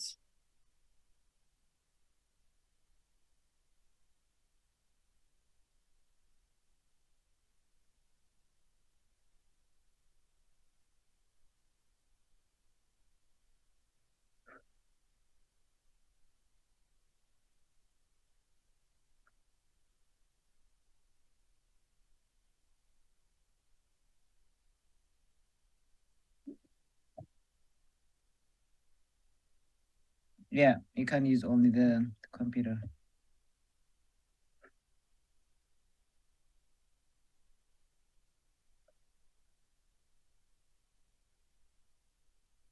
Sorry. No, it's okay. Can you try now? So can you see it now? No, can you share your screen? You haven't shared it yet.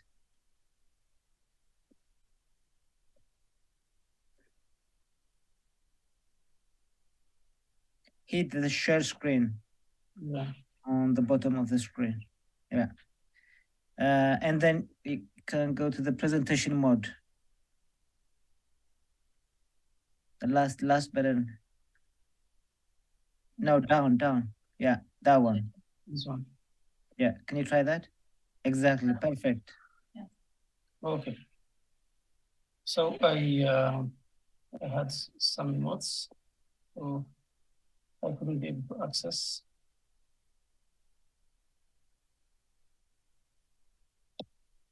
Can I play with my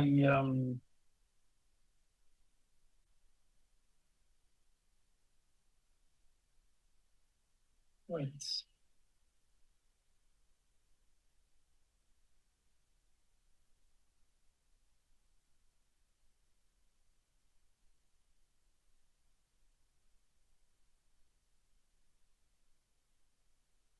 All right. So you can see it, right? Yes, we can see your screen now. Yeah. Okay. So I. You had notes, right? Yeah, I had notes, but it's I think I wouldn't be able to access them. Okay. You can use your telephone or another. You could pull up the notes on your phone. Yeah. All right.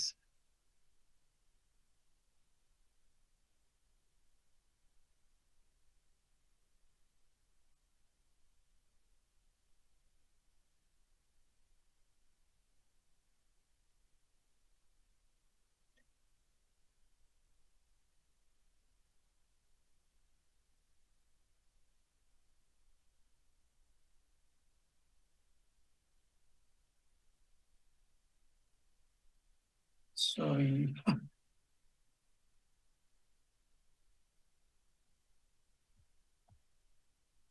Because there was some.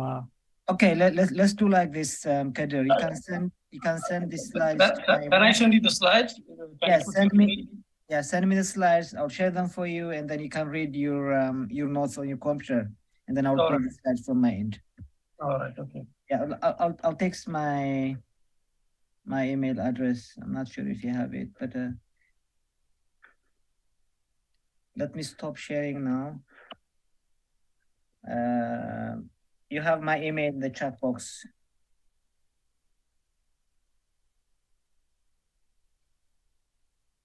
Okay.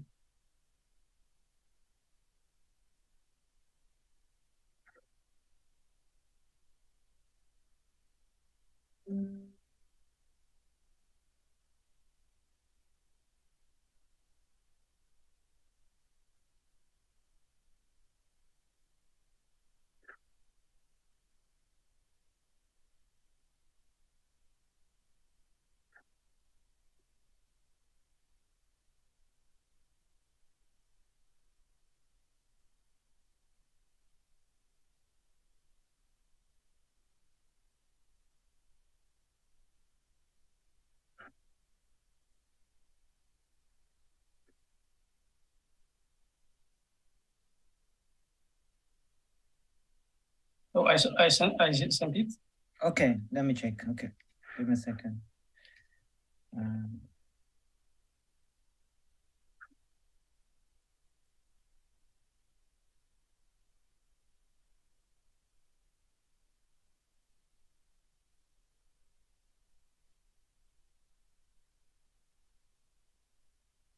It's not here yet.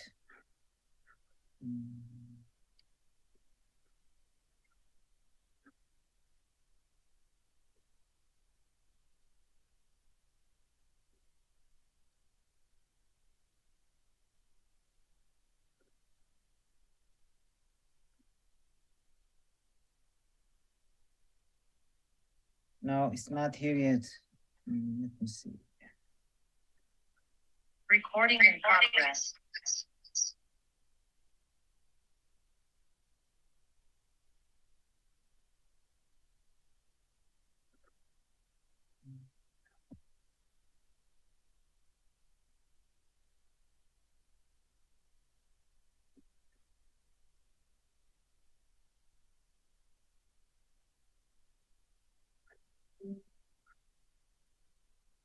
Can you check the email address, Kader? Is it desta16191@gmail.com?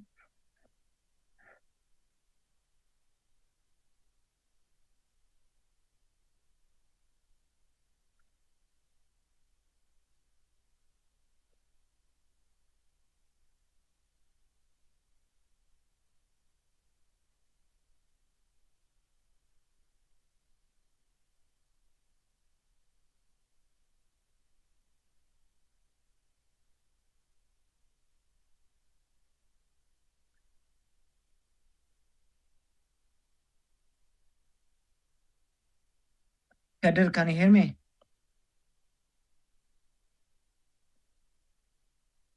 Hello? Melat, can you hear me? Can you allow me? Yes, I can. Okay. Kader, can you check if the email is desta16191@gmail.com? I haven't received it yet.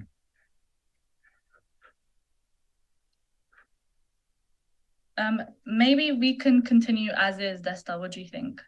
Okay, let's do that. We can do that. Yeah. Kader, are you here?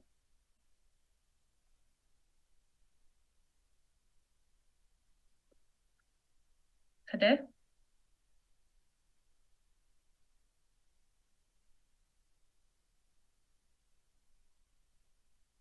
Maybe he's out. I can see him in the... Kader Said Muhammad. Is it the same Kader or a different Kader? I think it's the same Kader. Okay. I think it's me. Okay, good. Okay. So you So you don't receive it? No, Kader, it's okay. Just share the way you had been previously. Let's just do it that way, just for the constraints. Because I haven't received your email yet.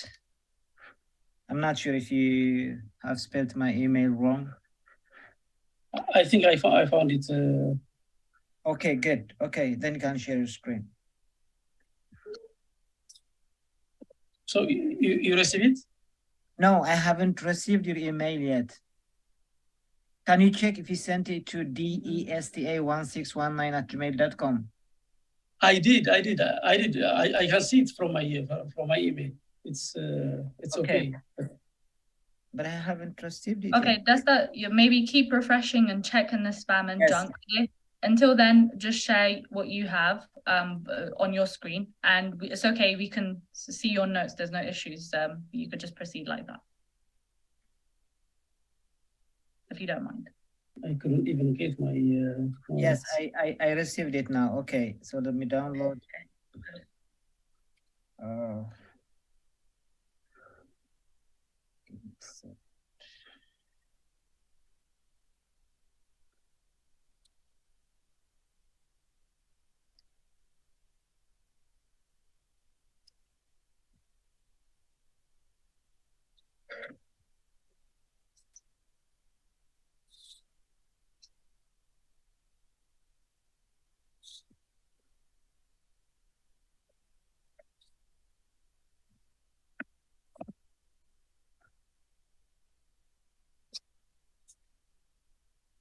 Okay, can you see my screen now, Said?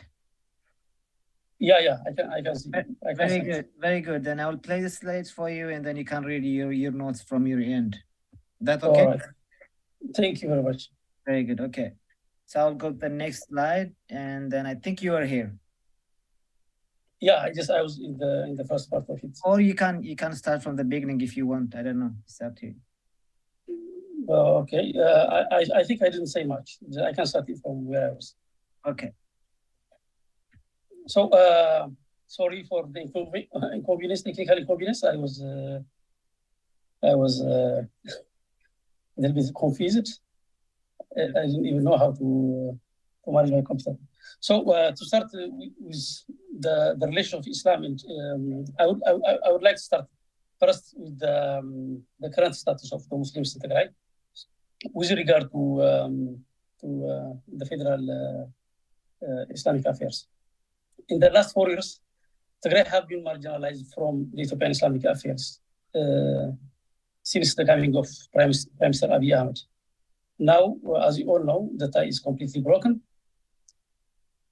Although the percentage of Muslims in Tigray is approximately 5 to 10%, Tigray has historically been Islam's doorway to the region and to Africa at large.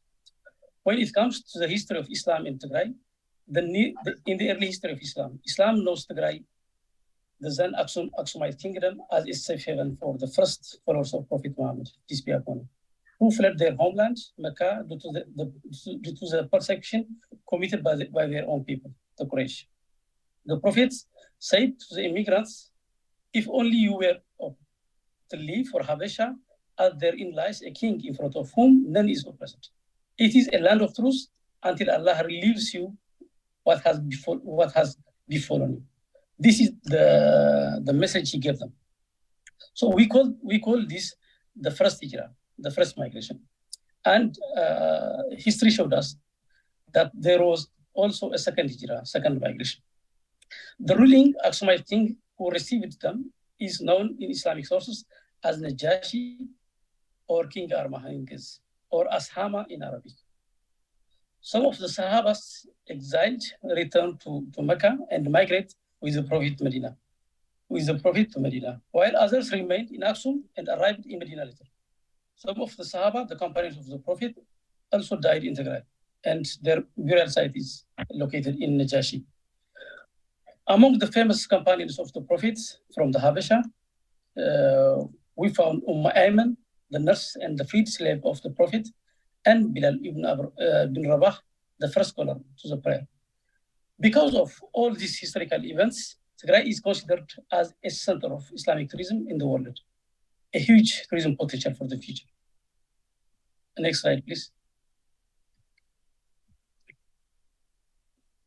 When we retrospectively evaluate the situation before the war, there have been several events worth to be mentioned with regard to the relationship between the Tigray Islamic affairs and the Ethiopian Islamic affairs. I may call them Majlis from time to time. So if I say Majlis, which means the Ethiopian Islamic affairs. Following the political change in 2018, a lot has been changed. The Federal Council reduced its regional offices from 11 to 5 and decided to move the Tigray affairs to Waldia. The second event was the Federal Council increased the council members from 11 to 21 based on the population size that effectively exclude Tigray. The bank account of Tigray Islamic Affairs was blocked by the Ethiopian Islamic Affairs illegally.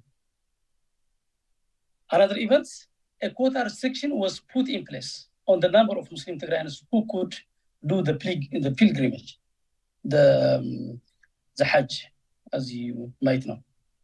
Next slide, please. I would like to note that Muslim Tigrayans were prohibited from performing the annual pilgrimage due to the siege. Once the war was started, it was not possible for the Muslims to do the pilgrimage. Next slide, please.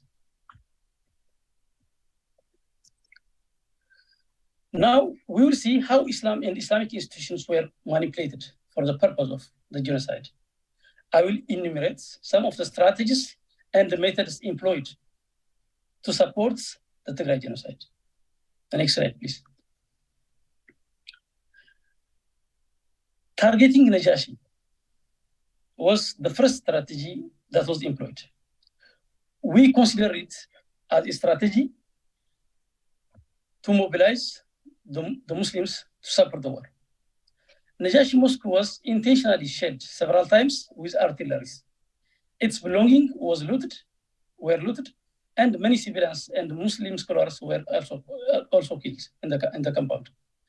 According to the president of the Tigray Islamic Affairs, Sheikh Adam Abdul Qadir Johar, Najashi Mosque was intentionally demolished, arguing, let alone a huge mosque and a huge heritage like Najashi, other sites with lesser significance should also be protected, even in the middle of war.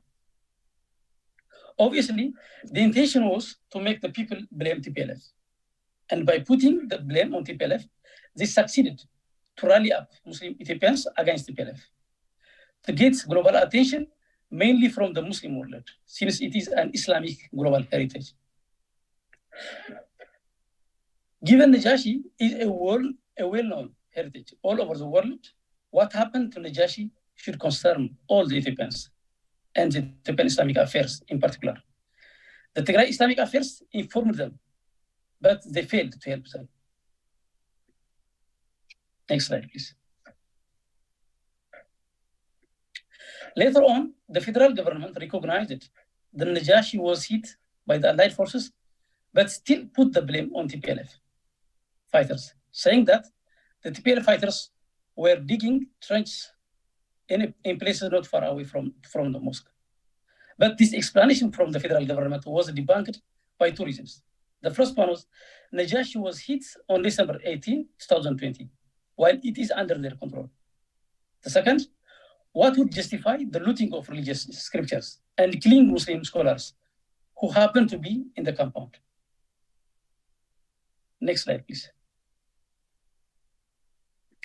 When it comes to the reaction from the Ethiopian Islamic Affairs and the Muslim public figures, except the Ethiopian Islamic Affairs initial statements in which they condemned the attack and demand for accountability, there was never a follow-up request to the federal government for accountability for rebuilding it and returning its stolen properties. Next slide, please.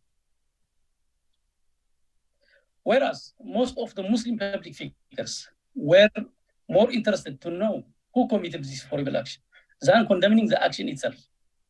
And once the federal government recognized that it's the Ethiopian and Eritrean joint forces who committed it, these Muslim public figures were nowhere to be found to condemn it. To this day, they did neither condemn it nor demand for accountability. They never cared to talk about it anymore. Next slide, please. One thing that was mentioning here is, with regard to Najashi, that there seems to be a campaign of rewriting history undergoing. Here I will provide two evidences. The first one, we called it the Amharanization of Najashi. Came from the then president of the Ethiopian Islamic Affairs, Mufti Haji Umar. In his talk with Shaggar FM, he claimed that the capital city of Najashi kingship was Ankober, not in Tigray. And his genealogy is from Amhara. According to Mufti Haji Umar, the reason why Najashi is in Tigray is because he was buried in Tigray. He added that he was killed by the Tigray Christians while he was traveling to meet Prophet Muhammad. This is a test. This all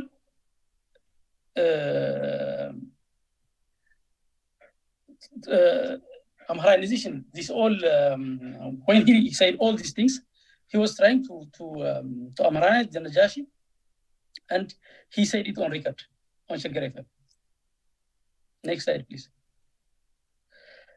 The second evidence is, we call it the Oromization of Najashi. Came from the Minister of the Ministry of Culture and Tourism, Mr. Kajala Mardasa.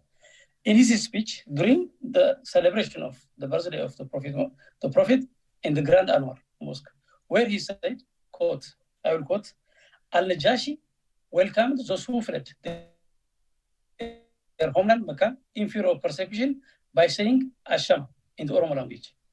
So despite the fact that he said this in the presence of Muslim scholars, no one seemed to care to correct him. Next slide. So the second strategy the enemy used was to differentiate people by their religion in Tigray. This was happened once the war was started in Tigray. Information gathered from Tigray showed that our enemies used different strategies in different places of Tigray to deliberately create tension and animosity among Tigrayans of different religions. To mention some of them, in some places, Muslims were requested to wear Islamic clothes to differentiate them. Second, in other places, enemies were approaching Muslims and gave them promises that they will allow them to build mosques.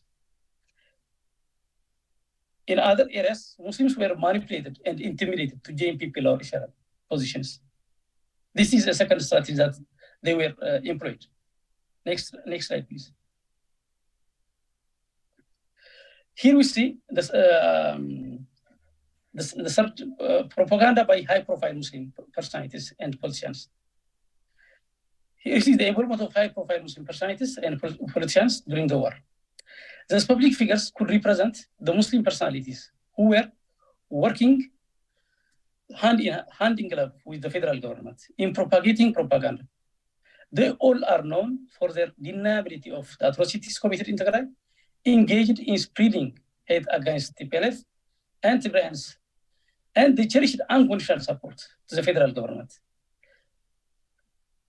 They never called for an independent investigation for the crimes committed during the war. These figures were literally the mouthpiece of the federal government propaganda machine. They described TPLF as the most corrupt and evil personalities. And oftentimes, this depiction was extended to the Tigrayans in general. Next slide, please. Next slide, please. Here we see two widely respected scholars. The first one is Dr. Jailani, and the second one is Sheikh Saeed Mustafa. These people, they have used their religious position to promote the Prime Minister persona and the political ambition of Prime Minister Abiy Ahmed. The scholars aggrandize Abiy Ahmed to the point of saying, we have got a leader who will guarantee the safety and security, not only to Ethiopia, but to Africa, and appreciates his decision towards the war front. With particular attention to Sheikh Saeed Mustafa, the one on down, he used the Friday sermon for propaganda and called the believers to support Abiy and believe in him. He depicted the TPLF as a very barbaric entity. Next slide, please. Speaking of propaganda, there has been an occasion during the heights of the war where certain Muslim activists and political elites declared jihad on Tigray forces to encourage Muslims to join the war. Here we provide two evidences from the social media. The first one, where the prophetic hadiths were used to declare jihad against the Tigray forces. And the second evidence came from the mayor of Kombolcha, Dr. Kamal, and the head of the South Wallo Zonal Administration, where they declared the jihad to encourage the Muslims in Muslim-dominated areas to join the war. All the mosques in these areas were ordered to collaborate with the federal government propaganda. There was even a huge effort from the political elites and some religious leaders to mobilize the Muslim community to the point of organizing Muslim militia as jihadists in brigades to portray the war as a religious war. Next slide, please. There has been some recent voices that outrightly rejected the federal government call to participate in declaring jihad. As a result, they were put in prison. Here we provide the story of one prominent chef from Kamise area. Very knowledgeable and respected person, who was arrested directly because of the war. He refused to encourage the Muslim community to join the war and didn't declare the war as jihad. He said, this war is between two political parties. This is not a religious war. There are Muslims in Tigray, there are Muslims on this side. So this is not a religious war. Anyone can decide for himself. And he was arguing not to encourage people to join the war as jihad in the name of religion. As a result, the sheikh, he's in prison, and it has been 2 years since they put him in prison. Next slide, please. The fourth strategy that has been employed is intentionally targeting Islamic institutions in the war front. We have reasons to believe that mosques and other traditional centers were targeted intentionally to create religious tension and encourage Muslims in these areas where Muslims are dominated join the war. None of the Islamic institutions and the Muslim figures call for an independent investigation. What they have done is they have accepted every announcement published by the federal government, and they never start to question the motive of the government. They fail to stay neutral in this situation. Next slide, please. The fifth strategy employed was exploiting religious texts and special Islamic practices to support the war. So some of the practice that was ordered was qunut. Qunut means a special supplication at the end of each regular prayer, were carried out throughout the country to avert the advancement of the Tigray forces. Prayers, special supplications were carried out after each regular prayer at the end of the war. Khutbah, which means the Friday sermons, were used to support the government decision for the war. By doing this special Islamic practices, the mosque was playing a huge role in mobilizing the Muslim community, in brainwashing the believers. These special practices, they were never ordered while the war was in Tigray. They only ordered it once the war was beyond Tigray. So this is one of the strategies they employed. Next slide, please. So here I will quote two evidences where the Quran was used to put the distinction as endism. The first one came from the mayor of Bredawa city, Kadir Johar. He said the following on ETV, famous program, a program that was solely created to spread hate against the Tigrays. So I quote what he said. Our Quran speaks about the people who demolished the Kaaba, which means the black stone. It calls them the owners of the elephant, who are the children of Abraham. And these people are not elsewhere but in Tigray. These people are not from the human race. And I hope the devil is much better than them. The devil is not as shrewd as they are. Even if the devil were to be asked, it could have dissociated itself from them. This is what he said on a national TV, using the Quran text as a justification.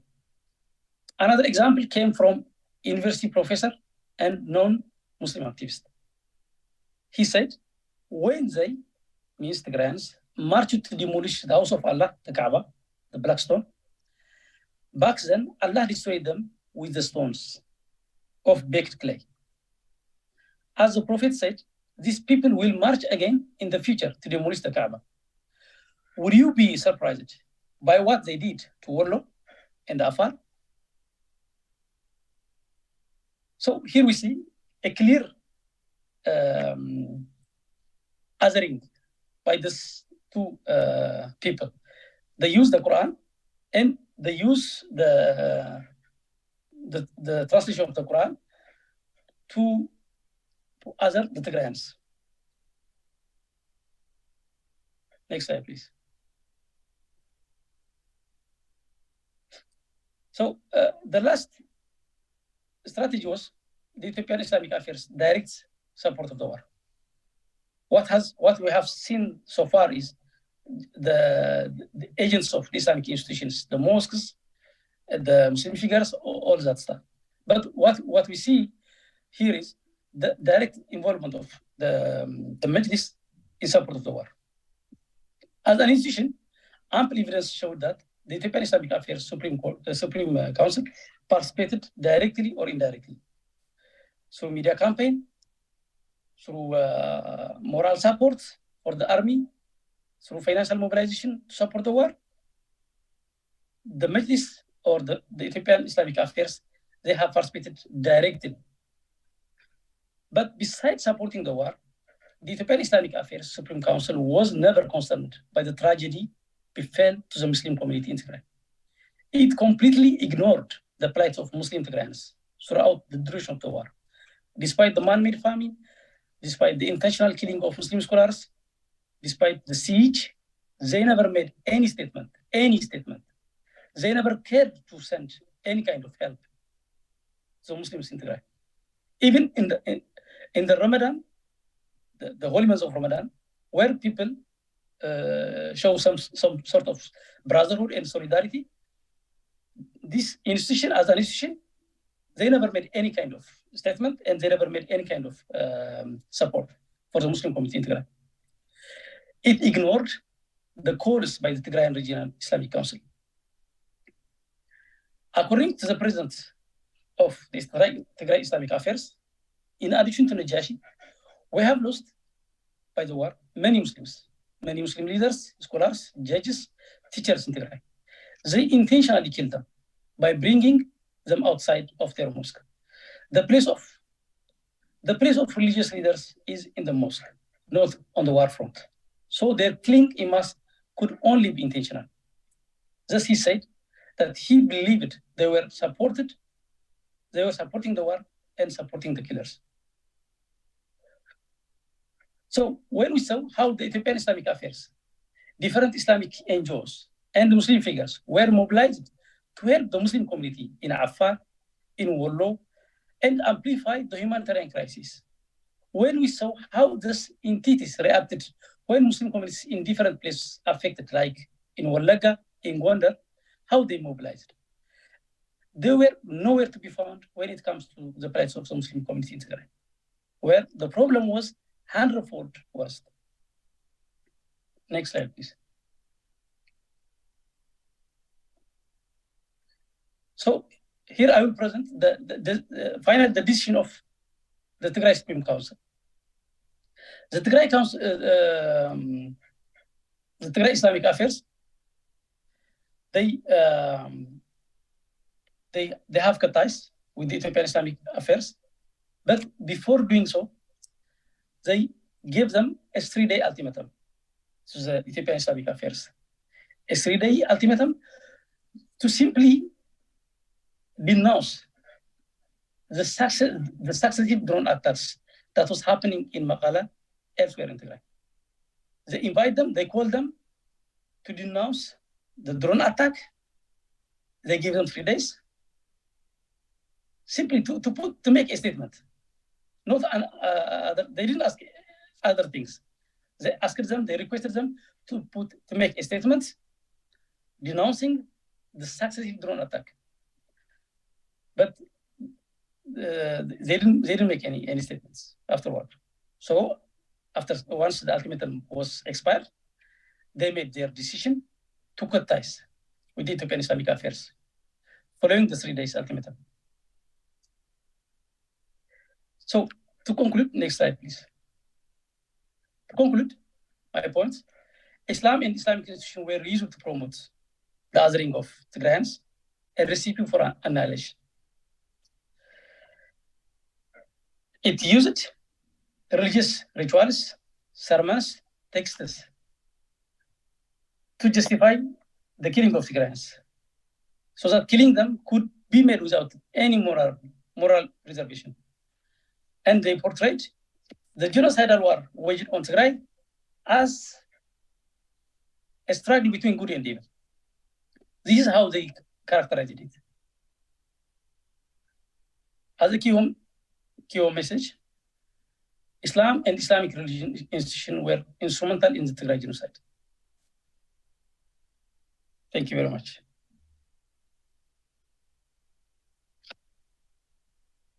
Thank you very much, Kadir.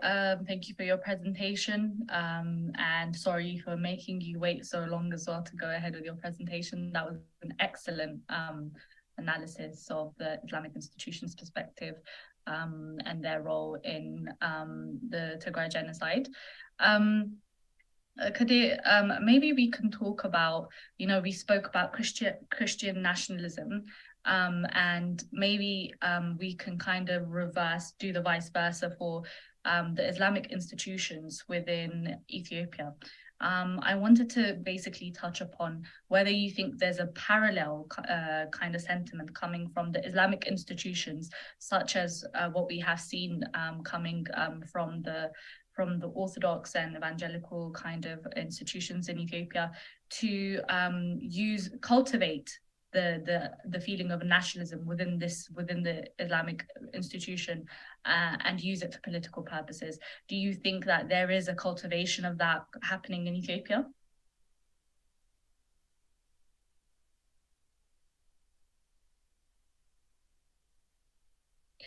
Kadir, are you here? I can no longer see you. I think I am not a co-host, so I can't unmute myself. That's why even earlier I had the same problem. That's why I heard you when you asked me, but I couldn't respond because I didn't have access to. Maybe if thank you. Co-host Desta. Yeah. I think I host now. Sorry. I think I'm host now. So I think I would say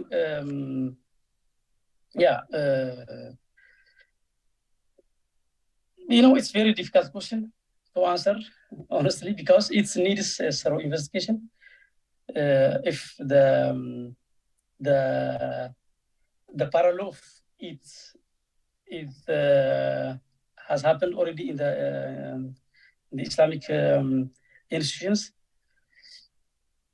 I doubt that, but I would like to make some points, that could help give you some insights to the, unlike before, since the 2018 political change in the country, we have witnessed more and more religious figures work hand in glove with the federal government and hold different higher federal positions, such as ambassadorial positions and commissionerial positions, and some religious figures even have a seat in the parliament. These things are. Sorry, your video is not on. I don't know whether you did that on purpose or. I think it was not on from even earlier because I didn't have any. Can I? Yeah. Much better. Yeah. So what I was saying is, if the parallel of it is already, we have the parallel of it in the Islamic institution, I doubt that, but it needs a thorough investigation to make that kind of conclusion. But something important is since the coming of Prime Minister Abiy Ahmed, we have witnessed the involvement of religious public figures, in the political arena, with in taking some higher federal positions, in advising the Prime Minister, and there are a lot of things that has already changed. So we don't know for sure whether Abiy is using them or they are using Abiy. We don't know for sure, but something unprecedented is happening already with regard to the involvement of the Muslim figures in the political arena. But I couldn't make that kind of judgment to say that there is Islamic nationalism, something like that. I think it's a huge call to make. Okay. Thank you for answering that. So when the war, in the initial stages of the war on Tigray, there was a lot of looting, there was a lot of destruction, and there was various attempts to ransack some of the facilities within Tigray, the medical facilities and other facilities, Ida Hospital being one of them. And during that specific time period, it was the Islamic leaders that had called for citizens to unite to try to stop this looting, because this looting, would put a lot of lives in danger. So they had taken that leadership role in trying to protect the citizens and the property of the citizens. And this is clearly something that they have witnessed, with them being right at the forefront of a lot of the atrocities that's happened, a lot of the looting, the destruction. They have had first row seats. And obviously them being Tigrayans, obviously they are a part of it, but in terms of an institution, they have been, giving a lot of leadership. And, after going through that kind of, through what they had to go through for the last 2 years as an institution, being abandoned by their counterparts in Addis Ababa, what do you think the course of their relationship is heading into currently? The relationship between their counterparts in Addis and the Tigrayan council. What is the relationship like currently? And do you think this is something that can be revived and the trust lost in between regained? Yeah, thank you, Mel. It's a very good question. Before answering to your question, as I tried to mention in my presentation, I think I was trying to give an insight to the situation, pre-war situation, the relationship between the federal Islamic affairs and the Tigray Islamic affairs. The relationship was rough already, even before the war. As I mentioned, there was a restriction for the people who would like to make Hajj, and their account was blocked. And there was there was a reform in the Ethiopian Islamic affairs. There was an intent to exclude Tigray from the get-go. In the early days of the Abiy, not even during the war. It's in the early days of the Abiy ascension. Tigray Islamic affairs was intentionally excluded from the federal Islamic affairs. The Tigray affairs were supposed to move to Waldea because they reduced the regional bureaus from 11 to 5. So literally in Tigray, the Ethiopian Islamic affairs, there had no any office according to the reform they made. So Tigray was not inexistent in their plan. And as I said, the Muslim in Tigray, they were not represented during the whole when they did all the reforms, or when they did all the things that we have seen the last 2-3 years, Tigray was not part of it. So the relationship was very rough. So once the agreement, the Pretoria agreement, come into existence, we see a lot of change with regard to the Orthodox Church. But with regard to the Majlis, we didn't see anything. We saw just a joint letter that was made by the Interreligious Council. They have made a joint letter, but they didn't make any of their own letter, and we didn't get anything from them. I don't think I didn't see any kind of progress from their side. So nothing is in progress as of now. I can't hear you. Yeah, sorry, my bad. So we've touched upon this throughout the course of this webinar, but this will be my last question to you. And if we have any questions, please do pose it in the chat for Kadir. But so we've talked about the idea of secularism in Ethiopia within the state. And, you know, within the last 2 years, we've spoken about the wording and this us versus them scenario that was created. Do you think that even, for example, even within Tigrayans who live within Addis Ababa, who live throughout Ethiopia, and who are Muslims, have they been pushed out of you know, having leadership positions, of having influence within the institution, the Islamic institutions, even outside of Tigray also? Yeah.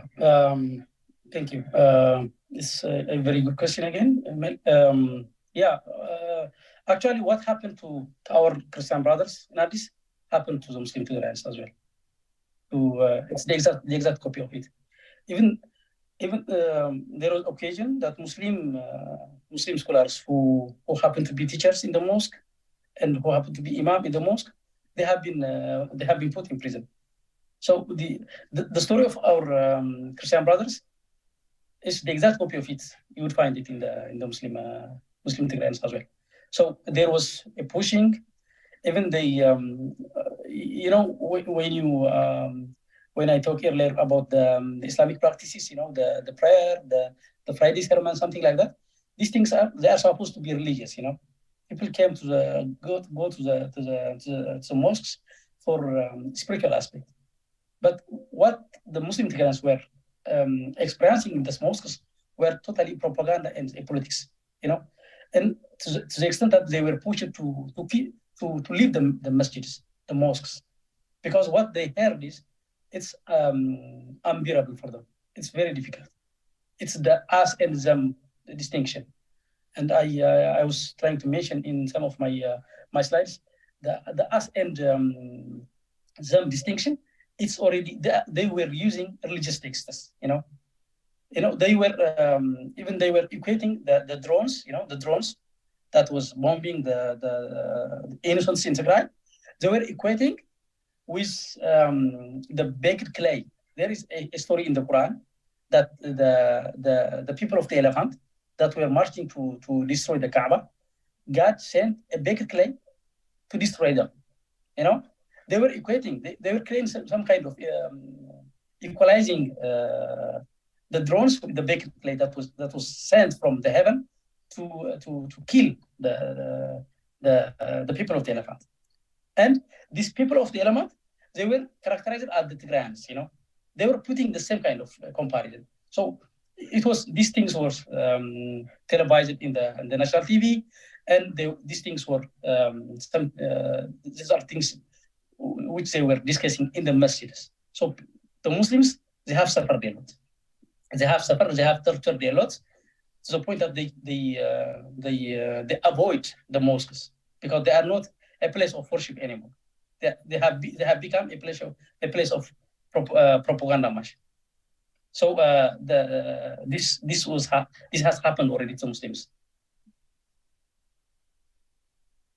And I think that should round up the discussion, but I would like to ask you to make a very quick point on the involvement of Muslim nations that have supported Prime Minister Abiy during the war in terms of financial support, in terms of moral support and diplomatic support, and what kind of sense of betrayal and what kind of sense of future relations does that mean for Tigrayan Muslims, and how do they have to adapt to that, and how should they deal with that?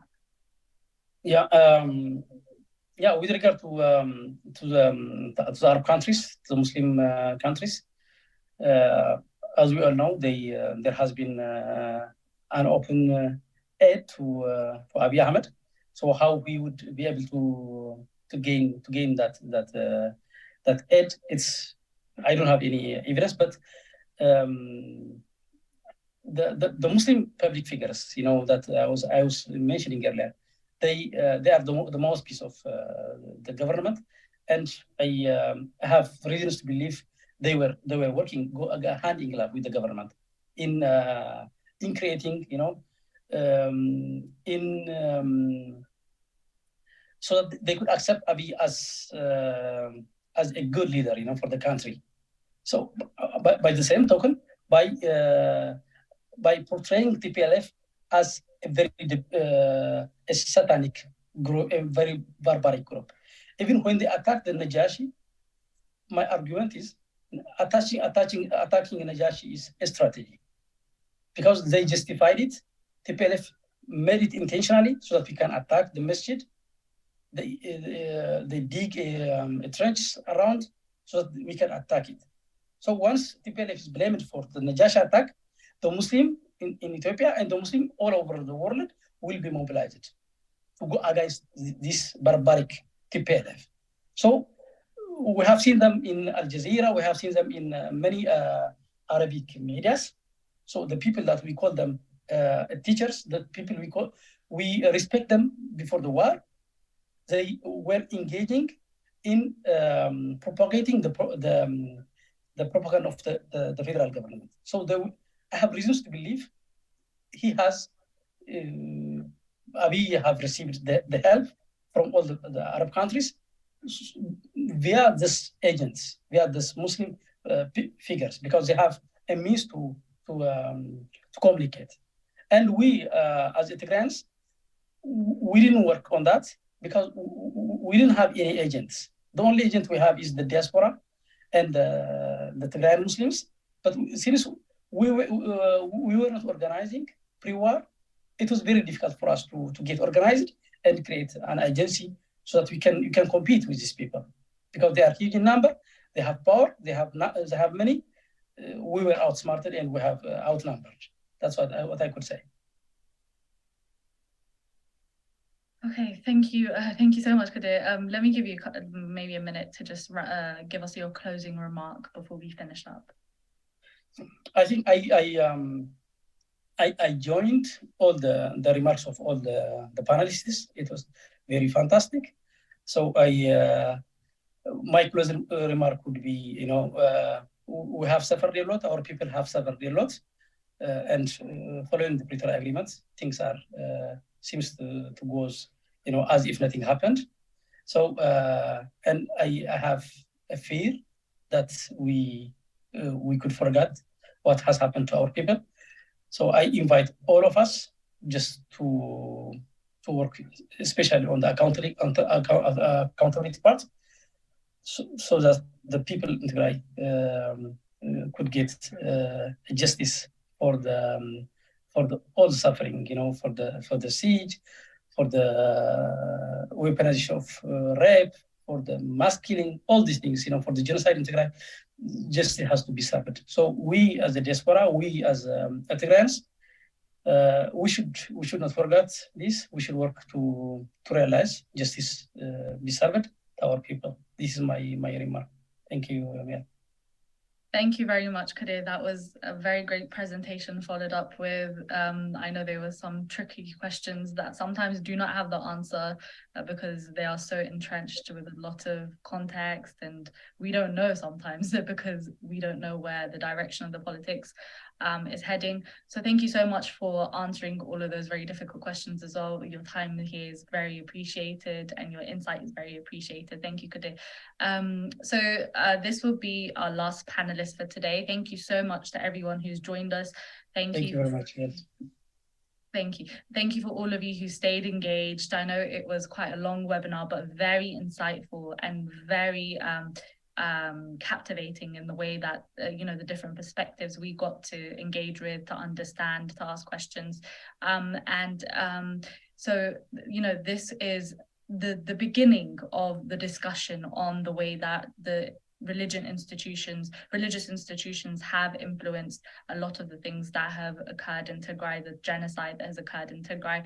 And it also serves as a learning point and a turning point for us to start to begin to support as much of our institutions within Tigray as possible.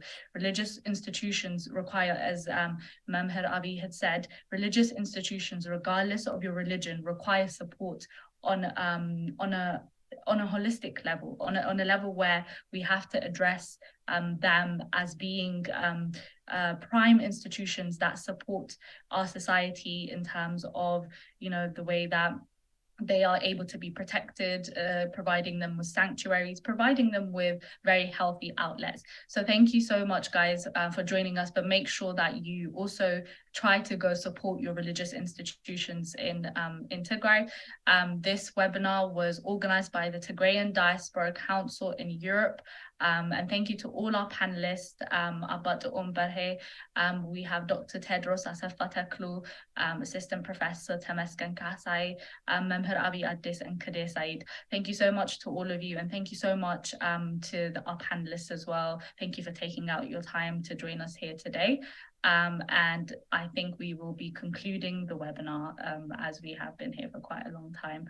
And please do stay engaged with the Tigrayan Diaspora Council in Europe, as they will be coming with a lot more webinars, with a lot more discussions on different thematic topics. And thank you all, and have a great evening, day, morning, wherever you may be. Thank you. Good night.